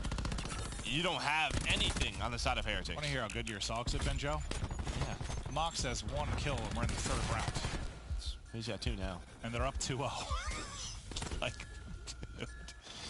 Well, I mean, okay, I said Sogs, but Maddox is, I mean, Major Maniac's 13-4 as well. The fast guys. Yeah, he's been going toe-to-toe with Envoy.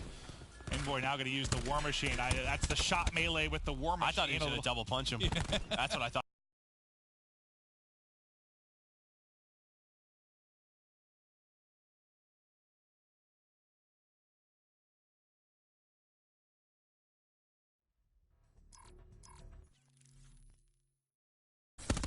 Two drop for Heretics.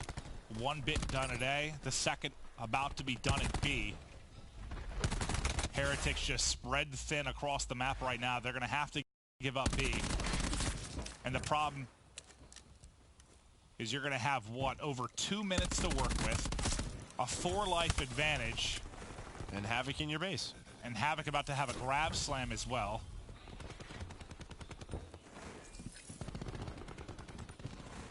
And he's going to make it so hard for them to get anywhere near the point. I mean, there's 1 free pick. Second one challenges him. Third, well, you want to die too? Maybe lucky he didn't get spotted. Well, now it's really easy pickings for Havoc, who's like a chance to get streaks. Not going to matter, though. Major Maniac holding these were brilliant. All 3 game modes solid from Gen G. And one of the more comprehensive and dominant 3-0s we've seen this year. Gen G come out and annihilate Heretics.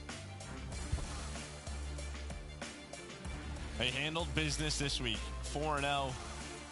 But that's what, like, so when I argued on Trading Shots about what I wanted to see from Optic, like, that is what I wanted to see from Optic. Like, you play a team you're supposed to beat. You look good. You look the better team in all the modes.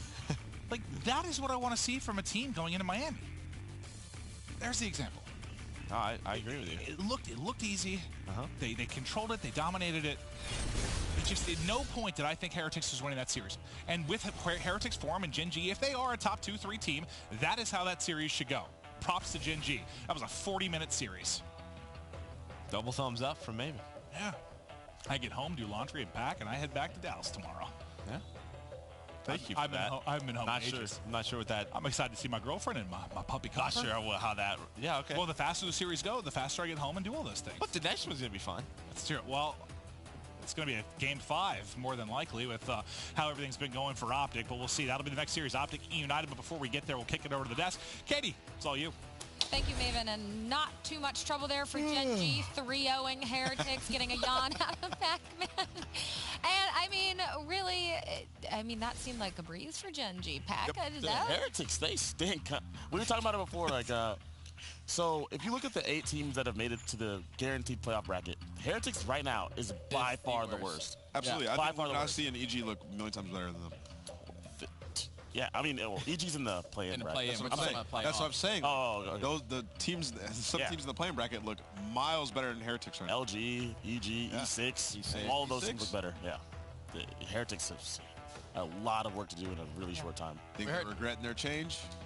I don't know. Probably. Definitely. I don't know. You're going on 4, something you don't expect. But to go on with what Maven said, it's like when you playing against one of these top dog teams, you expect a clean sweep like that. The way Gen G was just able to handle that series. But on that first map, it was all the Sog duo. It was Envoy and Havoc just dominating that entire map with like, and then obviously the SMD, they went up in a 4-1, brought it back to a 4-3. Ended up closing it out 6-4. But even that control, that first round, I'm pretty sure it was like 20 seconds. Like, Heretics have to basically start from the bottom, man. Like, I don't understand what kind of information you have over this week, like, since you've been playing all these really good teams, but you just got to go back and watch the matches. Back and just watch. Try to get better, right? Like, you also got to watch your team from previous events. Yeah. This is what we used to do. Why aren't we doing it anymore? Like, what's the issue here? Why is our teamwork off? And you need to identify that and fix that. Very short time. You have like 10 days. It's imperative. The frustrating part is, yeah, this is a short time, but they've had a whole entire league to progress, to go forward for the first time ever, to play against all these top American teams. You saw what worked and what didn't. They tried methods running an AR before. His stats got better, but the team was terrible. 0-3 at Fort Worth and Pools. Then they qualify after he switches back. And then you make a roster change and then revert back to what you saw didn't work after months. This weeks, is the worst. 12 weeks of pro league. This is the worst. Why did you revert back to something you know didn't work and then drop someone who was extremely talented? And it just, this is the worst iteration of this. It is weird because Heretics at one point, like, I kept talking about how they didn't make roster changes and they just kept trying to improve and they got top 8. I'm like, okay, Heretics, top 8 at a tournament. Then they got top 6. I'm like, okay. Then they get top 8 again and I'm like, okay, maybe that's like their threshold, just top 6. We'll see if they can put it together going into the next, big events. And then after all that time keeping your team, you make a change. And I'm like, okay, maybe they're going to make a sick change here, get rid of Methods, who we've been harping on all season long, and then they get rid of Sukri, who is a beast. Like, I just don't, I don't have any sympathy for him at this point. Yeah, I mean, that's definitely tough when you've had so much time, and it seems like a lot of the time they are their own worst enemies in the decisions that they are making. We'll see if they can in the next week and a half or so until Miami puts something together to survive there. But speaking of Miami, speaking of playoffs, again, we have one more series to close out Pro League here in Columbus. And to that note, when we head over to Miami, I have a question for you guys. Kind of the question, who do you think is going to win playoffs? And Study, I'm going to start with you. Why are you going to start with me? But it's all right. I'm going to choose Gen.G. I know everybody's going to come look at me like, look, just Basically like that. Is the answer. I'm just going to choose Gen.G, man. Octane. Hey, I'm not going off of Patty P's tweet. I'm thinking Gen.G is going to be able to put up a great fight in that playoffs because they're coming off of, well, Spacey's obviously feels tremendous after being back on this team. And they go 4-0 this week. You got to be feeling really good after only a week practice with the guy. But overall, I just feel like Gen.G, no one's going to be rooting for them, so I will be the person. All right, well, I'll end up blonde at champ. That's fine. If they win, I will dye my hair. If they win, I will dye my hair. I'll match them. Yeah. I'll be blonde, he'll be blonde. Boys literally driving back to New York with him and stuff. Hey, what's your team, man? What is your team, man? It was a long time ago. I was trading shots. I was going up against Nameless. 100 Thieves was just getting body bagged. Remember this? Yeah. And I said, by this time, 100 Thieves is going to win playoffs. Okay. And you were like, what? I'm losing full. I'm losing full. That's what you said. Yet. Oh my God. Have they won playoffs yet? Are you crazy? Are they haven't won Are they not the clear favorite? I mean, they are. But they haven't won. 100 Thieves is going to win playoffs. Okay. Simply because I predicted it. Okay, so simply because he predicted it. And you acted like a buffoon. But I know who's going to win. Buffoon. All right, Nameless. Who do you think then? Envy is going to win playoffs. That's a knee slapper, bros. Nice. Good pick. Because I know who you want to say. We do know who he wants to say. Envy's going to win playoffs. You just don't want me to be right. Yeah. All right, Envy's going to win. They're going to knock that by now. How right I have Okay, so we got Envy. We're going to be blonde if we go with Gen.G, and then you're going with 100 Thieves. All right. Yeah. Let's see what Twitter had to say using the hashtag CWLPS4. We asked you that same question from Remy. Gen.G, the addition of Spacely and some practice is what can finally push them over the edge. That's what I'm talking about, Remy. We're on the same page there, buddy. Hopefully you decide to dye your hair blonde just like me if they win. Okay. Talk about. From Aaron, if Optic can get past 100T, they will win. But it all comes down to that matchup if it does end up happening. Well, that would be how they would win. Optic looks pretty retro. They don't look good right now. I mean, yeah, but they do have the talent to win. Yeah, absolutely. I feel like if they did beat 100 Thieves at a tournament, that would. I think that the setup of playoffs Salad, is a good tournament. 100T after the past 2 weeks, no one can argue that any other team in the game look better. They've looked incredible. They have. That's facts. Back to Optic point, I think like that just bracket 8-team format is a good format for a team like Optic Gaming. Win like 2 matches, get in a great situation. Like they've always seemed to be pretty good in those type of tournaments. Okay. Okay. scump in the history. Yeah. You are giving him nothing. No, no, because he's just saying things that He like, is just saying he's things. just saying words that I know he doesn't believe. He's just saying things that have very little meaning. Okay. In the bracket, if they're in the bracket, they do well. In the Well, I mean, bracket. historically, like, when they get pretty far in the bracket, they do well. Like a lot of times, like in those big tournaments, they're like knocked out in groups, so they're getting destroyed on like early Saturday. So we'll see. We'll see. We will see. All right. It's gonna be Envy that wins anyways. So. Yeah, I mean, it doesn't even matter. They got to make it to the playoff. You can see our schedule. One more series, Eunited and Optic Gaming. Coming up next after a quick little break. But again, Gen G making easy work of Heretics. A very, very quick 3-0 to end their perfect week, 4-0 overall. But again, coming back, we are going to be talking about Eunited and Optic Gaming.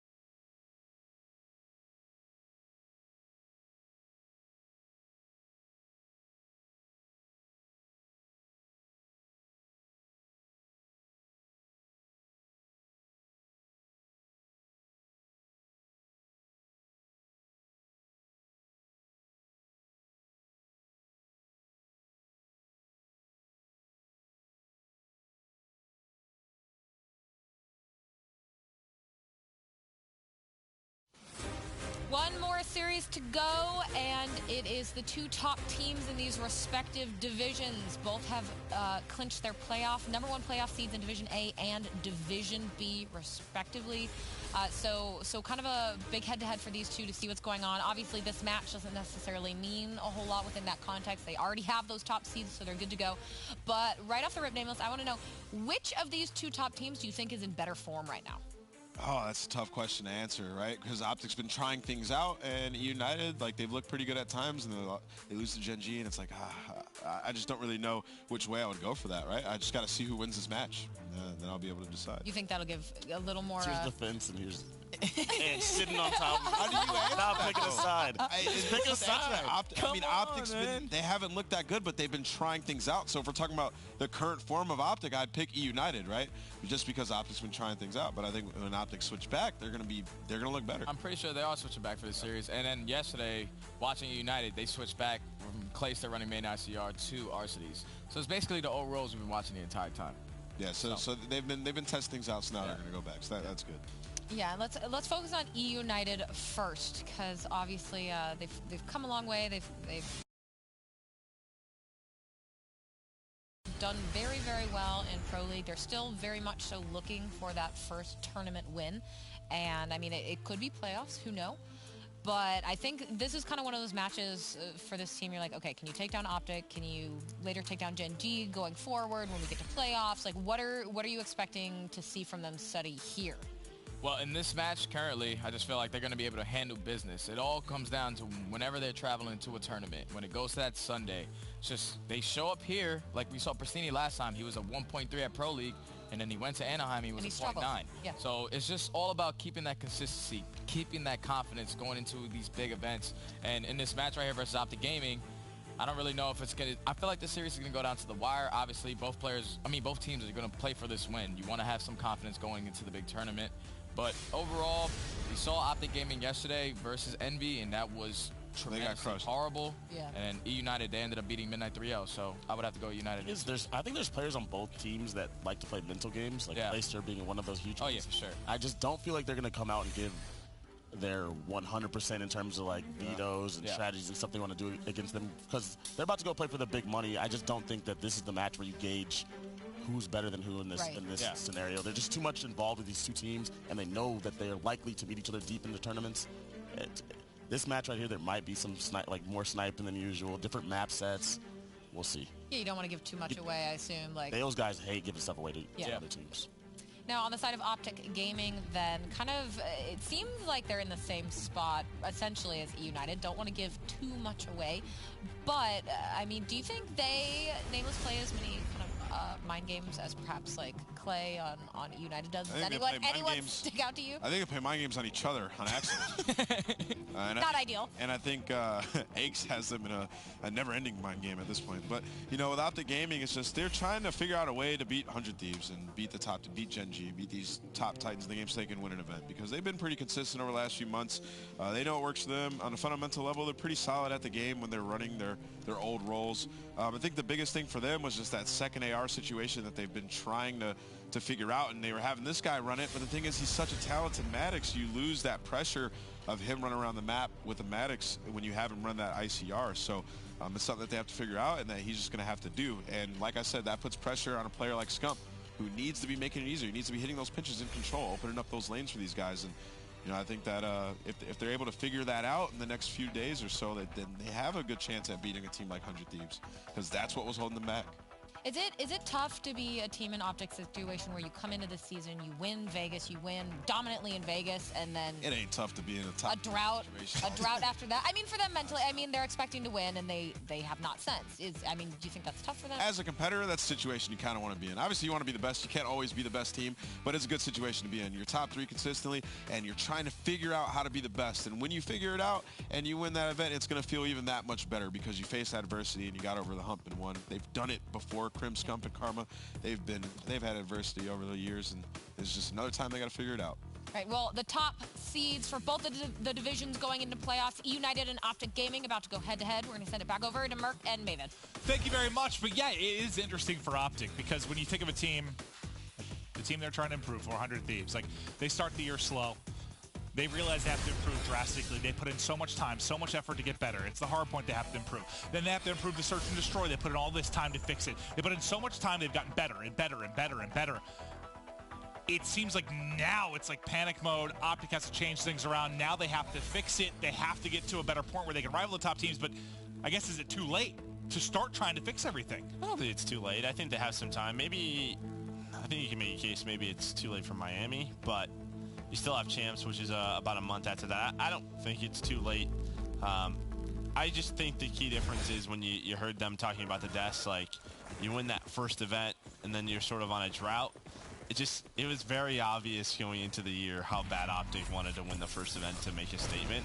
And I don't know if that same fire has been there, right? On some of them, maybe not on others. Well, we'll see how the map 1 goes. And, well, what I'm curious about, like, I know PAX, and not a lot on the line here and whatnot, but, like, the same was true for 100 Thieves. They have that tough loss against EG. They come in against a tough team like FaZe. They 3-0 smoke them to remind everyone how good they are. Do you feel there's, like, a chance for Optic off the big loss from Envy to come in and pound Eunited and show people who they are? Yeah, I think that would be great. I think that'd be great for a lot of people who are watching right now that are sort of scratching their head, like, what...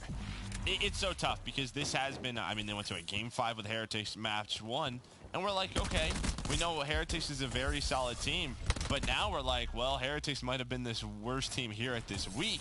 Then you go to a Game 5 with Elevate, you should have lost, then you lose to Envy. I don't know, man. We're just at a point where it's like, yeah, you got to show me something. Exactly, You have to show me something. And unfortunately for them, they've got a very tough opponent with the United. 2 teams primed to make a deep run at Miami.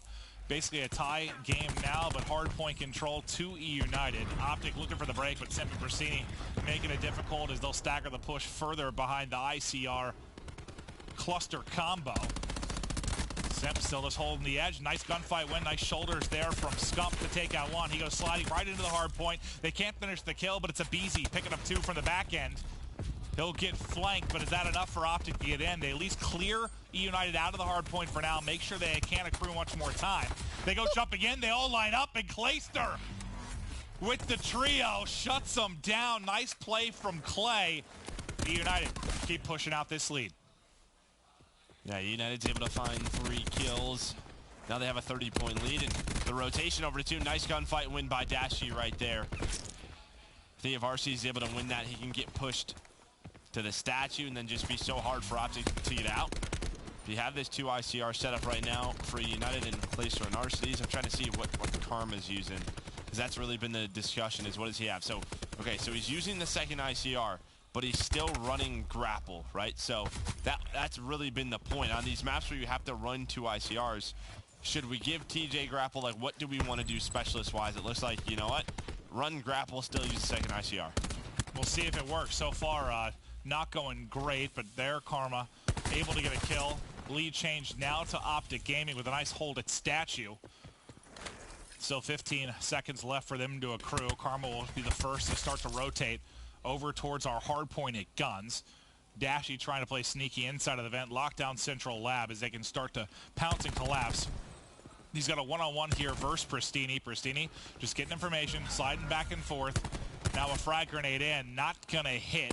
The trade should be there. Pristini goes sliding out. Dashi gets the kill. They work together. Crim6 takes down a teammate, but it works out because he's working on streaks as well. So you'll take that. You'll take the hard point control. Now can Crim6 lock this down with the ICR? Nope. Arsenes already has the angle. Buries him in the dirt. No streaks for Optic Gaming. But it's still a battle for the hard point. Yeah, it's a bit of an over-challenge right there for Krim. I mean, his idea is just to get a bullet onto someone with the ICR, maybe when a gunfight automatics or a Saw trying to push on up. But Arcees is already there. I think when you're 70 points away, you have to try to play that a little bit quicker or safer. And well behind that, United get back on the hill. We might have another lead change, but Karma, he's able to get back in. And now on this rotation over to Office. Optic Gaming's already here, but Clay's able to win 1. Who's able to win the top window gunfight? It's Dashi 2 times. Simp is there, but he's the last one alive. The young superstars of TJ and Dashi win them the rotation. I don't even know how Dashi got that second kill. I thought he got hit down to like 20 HP and somehow came out with 2 before he dropped, but what a key rotation a moment. I mean, look at this setup, though, right now. Look at where Karma's position is. Look at where he's forcing Eunited. They have to go through the middle. They're spawning out towards artillery. No Eunited kills in the kill feed. It's been all Optic right now. Pristini trying to go on a wide flank, shut down by Crim. Look at where they're spawning Yeah, out. they're just on point. This is a perfect setup for Optic. Karma, what a brilliant setup from him. 150 now off streaks, just barely gets back in the map, not able to snap though as 3 do fall, but we're already 35 seconds into this hard point. United finally able to bust through, but that was a beautiful opening from Optic Gaming and a big reason why they now have a 50-point advantage in this game. And we'll see how Optic try to play these next couple of moments as we'll wrap up our first set of rotations. And this could be a game that, with enough utility, could have been out of hands for Optic. They could have had 2 sets of streaks on Karma and Crim, but they don't. So now United, you rotate into this first hill, which is very difficult to break, and it can get you right back into the game. If there's a lightning strike, if there's a hellstorm that Optic can put through that ceiling and break that setup, you have a chance for Optic Gaming to really blow that lead wide open.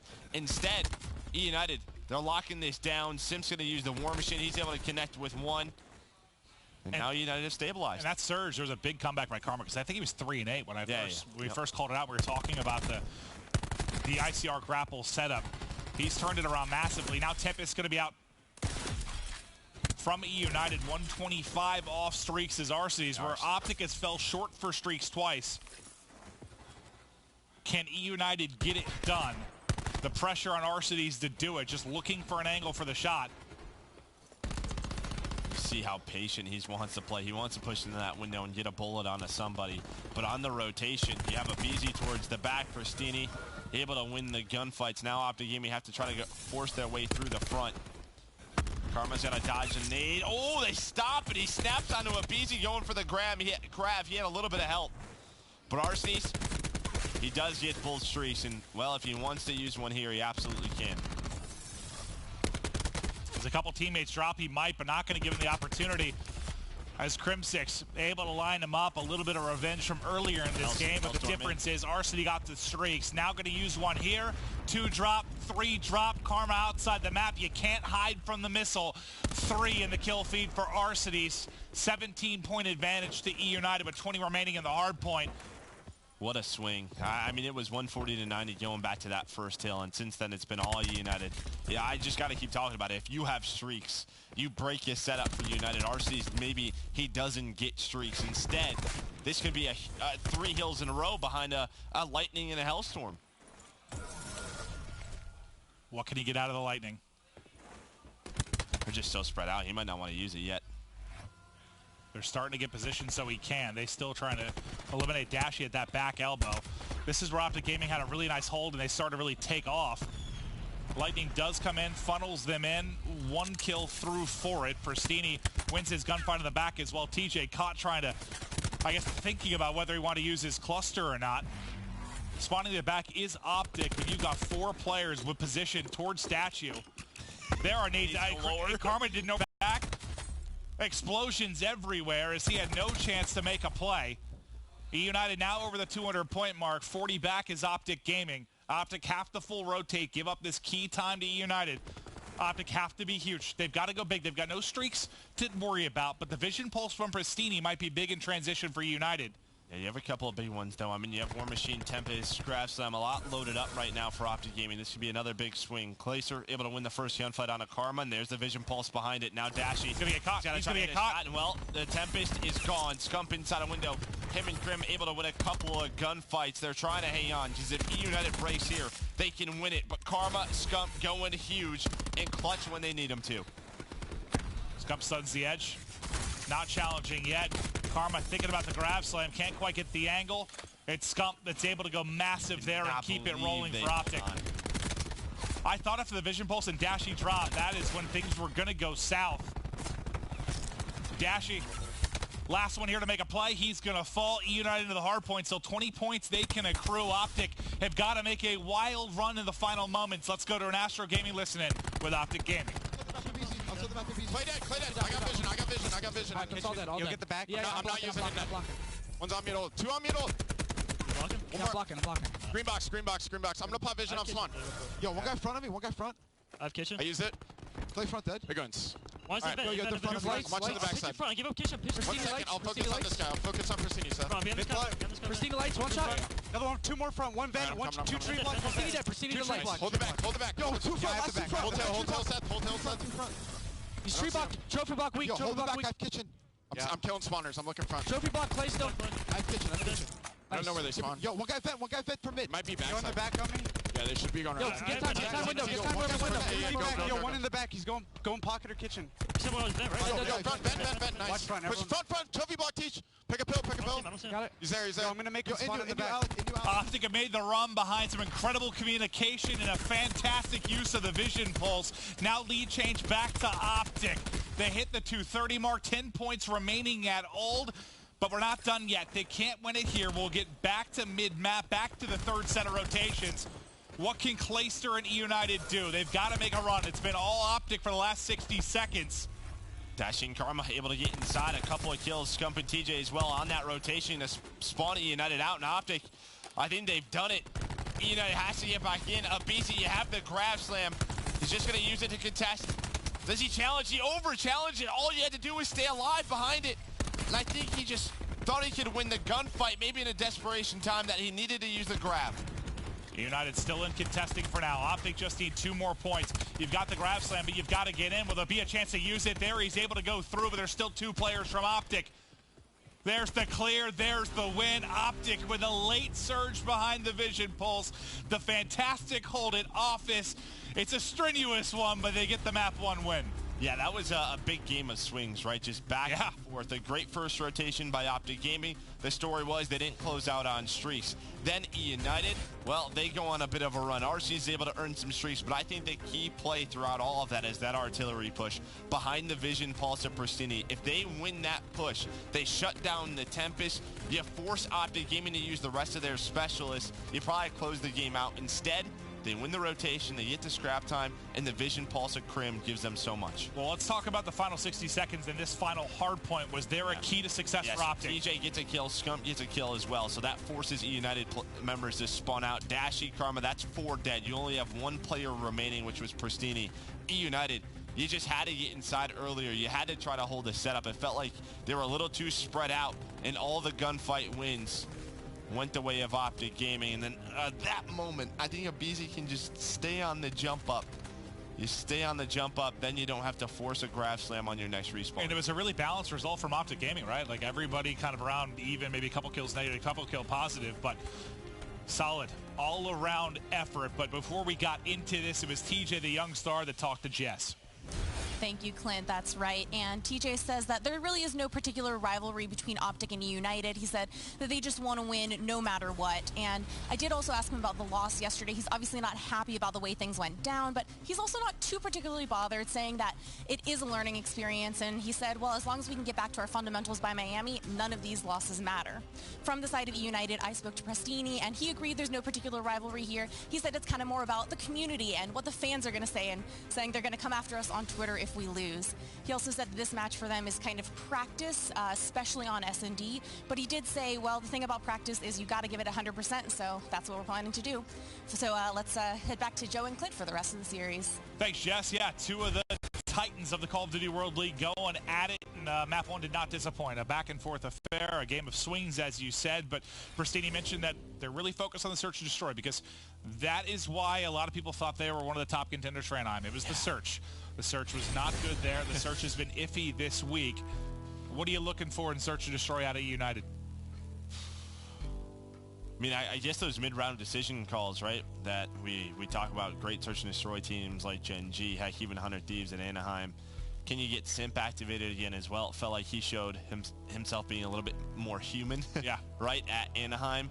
Can you get his sniper on point? I think he tweeted a couple of days ago that finally I'm starting to hit some snipes. We hit a search and destroy. So if he can get back into form with that snipe, we know what he's able to do. And you got to think about it, too. I mean, you expect there to be some up and downs with a player like Sim, just considering how young he is. Like, he came into the league, looked like God, had to deal with his first bit of turmoil maybe at the last event where he didn't, I don't know, go off as much as you might expect after London. It might be tough to deal with when you're an 18-year-old kid getting into the Pro League for the first time. Yeah, I would say so. It's just... Well, how long... All right, for you, you competed forever. I guess I want to know, when did confidence maybe not become an issue for you as a competitor? Was it always something that was shaky at times? confidence not become an issue? Like, did it take a couple years competing before? I don't know. That wasn't something that you really had to deal with. I won like faith in yourself. second event, so I'm good. I'm good for All that right, point forward. Never mind. You don't work. Sorry. I mean, I just started winning right away, so I don't know what to say. I guess online, you're just sort of like, how good am I, right? Just sort of that. Like, on your come up, you're just trying to figure out where you are in the landscape of things. Well, Sent maybe still trying to figure that out, but he has been truly stellar so far this year. Now his chance to leave an impact on this map too. Him and Abizi push. Abizi gets the kill. Clay, fantastic job getting a kill and getting away with his life. Recenters bottom heaven and gets another one. One player left for Dashy. Good luck, sir. You're in a 1 versus 5. Reads it correctly, though. Almost gets Simp as well. This could have got a little bit more interesting. But he's only got 10 bullets left in. Nowhere that he can run from that position. So we'll take 2 with him. But it was decided early in that round. Hey, you're like, oh, we're in a 1 versus 5. You're like, ah, crap, it's Dashy, though, right? This isn't going to be easy. Hopefully he just jumps off the map. I mean, if he's able to find that one on the Simp, maybe he can make that. Well, if he gets that, then that challenge is more of a one-on-one, and maybe he has room to operate and finesse, but Simp just barely able to back down from that. Yeah, but it starts with the tiny terror. Simp and Abizi put so much pressure on this middle tunnel area. They go into the small room of Optic Gimme on offense, get that first blood. And then from there, when you have that area controlled, it's just so easy to rotate to both bomb sides. Well, who was it we were casting on this map the other day where it's like there was so little action mid-tunnel? Like you and I were kind of shocked by it. Like there was so little aggression. It's not a big deal, but it just caught me off guard because it's such a key position on the map when you talk about rotating. When you talk about the ability to fly at either site. We'll put the catwalk down. TJ gets away with 10 HP. First blood this time to Optic Gaming as Scump gets a pick. TJ trying to keep him honest at mid-map. Scump after the first blood will fall. TJ follows suit right behind him. So what was once a 5v4 for Optic now numbers to United. Well, it's that position on the defensive side, right? When that lower bridge comes down, you can't just sit near the bomb site. There's just not enough cover. There's so many angles. So when you don't have middle platform control, you get stuck. And I thought Optic were going to push the 5 versus 4, but they don't. And now it's a 1v2 for Dashy. A little bit more manageable than the 1v5. We'll see if the Wonder Kid can pull it off. Dashy 3-1 to start it. 2 of the kills obviously didn't matter as they happened in the 1v5, but 2 more would be huge here. He has a frag grenade to use. Strife Paladin combo. But time's ticking. And they're not giving him anything, are they? They're just staying together. Continuously checking that bomb site. Now he's going to find a snipe. Not able to connect, and then the team shot comes through. That was close. It was close to hitting the snipe, but had to hit that to have a chance. Dashy putting some tough spots early in this game, too. But yeah, we've seen that really throughout this week a few times. When you're going to play aggressively on the defensive side and sort of just sit by the bomb, it's almost like one of those trap setups, right? You're waiting for them to come to you. But when that bridge comes down, you have to be careful because it's so hard for the player who's watching the outskirts to finish the kill because that player's just sliding straight down. Then that angle opens up from both mid-platform and the bridge where you're caught at A. So usually when we see a kill go down for the defensive team, they're flying. They're trying to either back on up or push their man advantage. Here, Clayster vocal with the call-outs is all of Optic hitting B. And they're just going to line up for Clay. They're going to line up for Clay. There was a third for him to finish. Couldn't quite do it. Now the flank comes in. TJ has to get that kill, but it's not going to matter. Dashy again by himself. He's been in a 1v2, a 1v5, a 1v4. Maybe some miscommunication there, thinking they cleared out the entire bomb site, and Clay just sort of... Well, I thought Clay was dead to rights. Like, yeah, Scump right there. I think he pushes all the way through. Goes into that tiny room, doesn't see anything, and is probably thinking, oh, they stacked A, right? They stacked When you looked at the minimap, I thought Clay was dead to rights. Yeah. Like, everyone from Optic soaring forward. He's by himself. I heard the panic kind of call. It's like, hey, they're hitting it. The fact he gets out of that with 2, almost 3, just ludicrous. Speaking of 3, it's 3 rounds to Eunited, dominating the search and destroy thus far. Optic have managed 1 first blood, now 2 first bloods. So you have this same push-up, but now here's the difference. TJ gets aggressive, and behind that, you're able to find the round win. It's a little bit of an adjustment there for Optic. Yep, they get more aggressive behind those kills. When you push that A side out, you gotta go. Optic gets their first round victory, and it was a quick and clean one. It starts from that outskirts push. Karma and TJ. You talked about your curiosity about the mid-round adjustments. Well, no opportunity for one in a lot of these rounds. It's just been so fast where the numbers have tilted in one side's favor so quickly. Yeah, usually we see a lot of retake situations on this map. Yeah, just these rounds have been decided so fast, right? So now you have this same setup from United. You see 6 and 7. They're stacked. They're trying to catch Optic off guard as they push on up. Pristini's able to do so, but now what can you do, right? Because TJ's able to get to that box, finds the first blood. But Simp, I think, with the sniper, and then Pristini catches them off guard by getting aggressive. Or they've narrowed it down to a 2v3. They're pretty spread right now. TJ inching his way towards this site.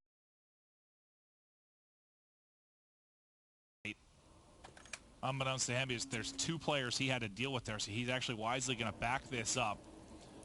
Get together with Dashy, get the bomb planted today. Saw nothing mid-tunnel. The young guy's got a clutch.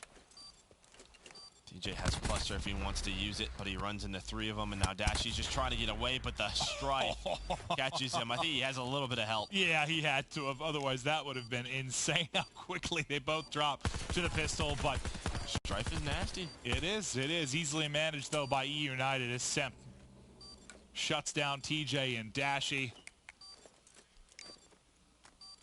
Diffuse in 4-1 now to United. You heard Pristini talk about it. When you know we want to focus on our search and destroy, our fundamentals in that game mode.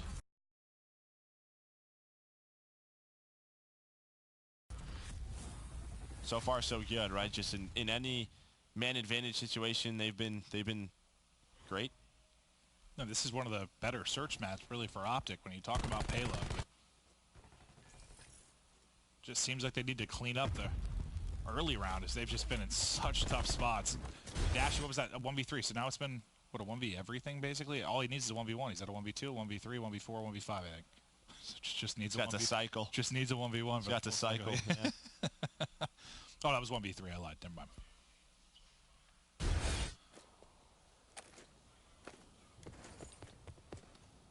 Optic stacking the B site. Simple be the only guy here. Can they catch him? Not able to connect on the shots. He gets away with 80. TJ and Simp, though, it looks like they're going to push this small room out. Simp's got to be careful. I don't know if they spotted him and they're not going to see him. So bombs being planted. And Simp has just dragged 2 players across the map for God knows how long. Now he's got to be careful not to get caught, because one player is going all the way around. Actually, they both are, and I don't know if he's going to be ready for it. Pristini, he's watching the flank. He doesn't see this, so this is actually perfect for Optic. The COD timing at first didn't work for them, but now it's working out. He's going to find one. Does Pristini go down? Nope. Pristini pushed on through. Dash, he's ready for it from the communication of Scump. Now a 2 versus 3.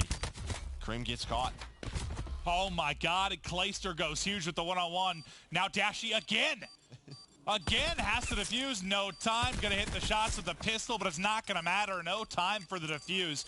He is 7 and 4, and I don't know that a single kill has mattered. I mean, you got so many have come. You knew where 3 players were, and you got all 3 of those kills.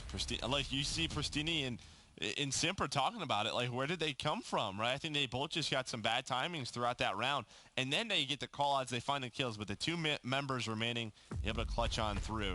I think that was Clayster and Abizi. But you saw a little separation from the Optic members. Krim really gets caught off guard there. Well, he was top window, and no, he was like Clay. Oh, he was in the crates, yeah.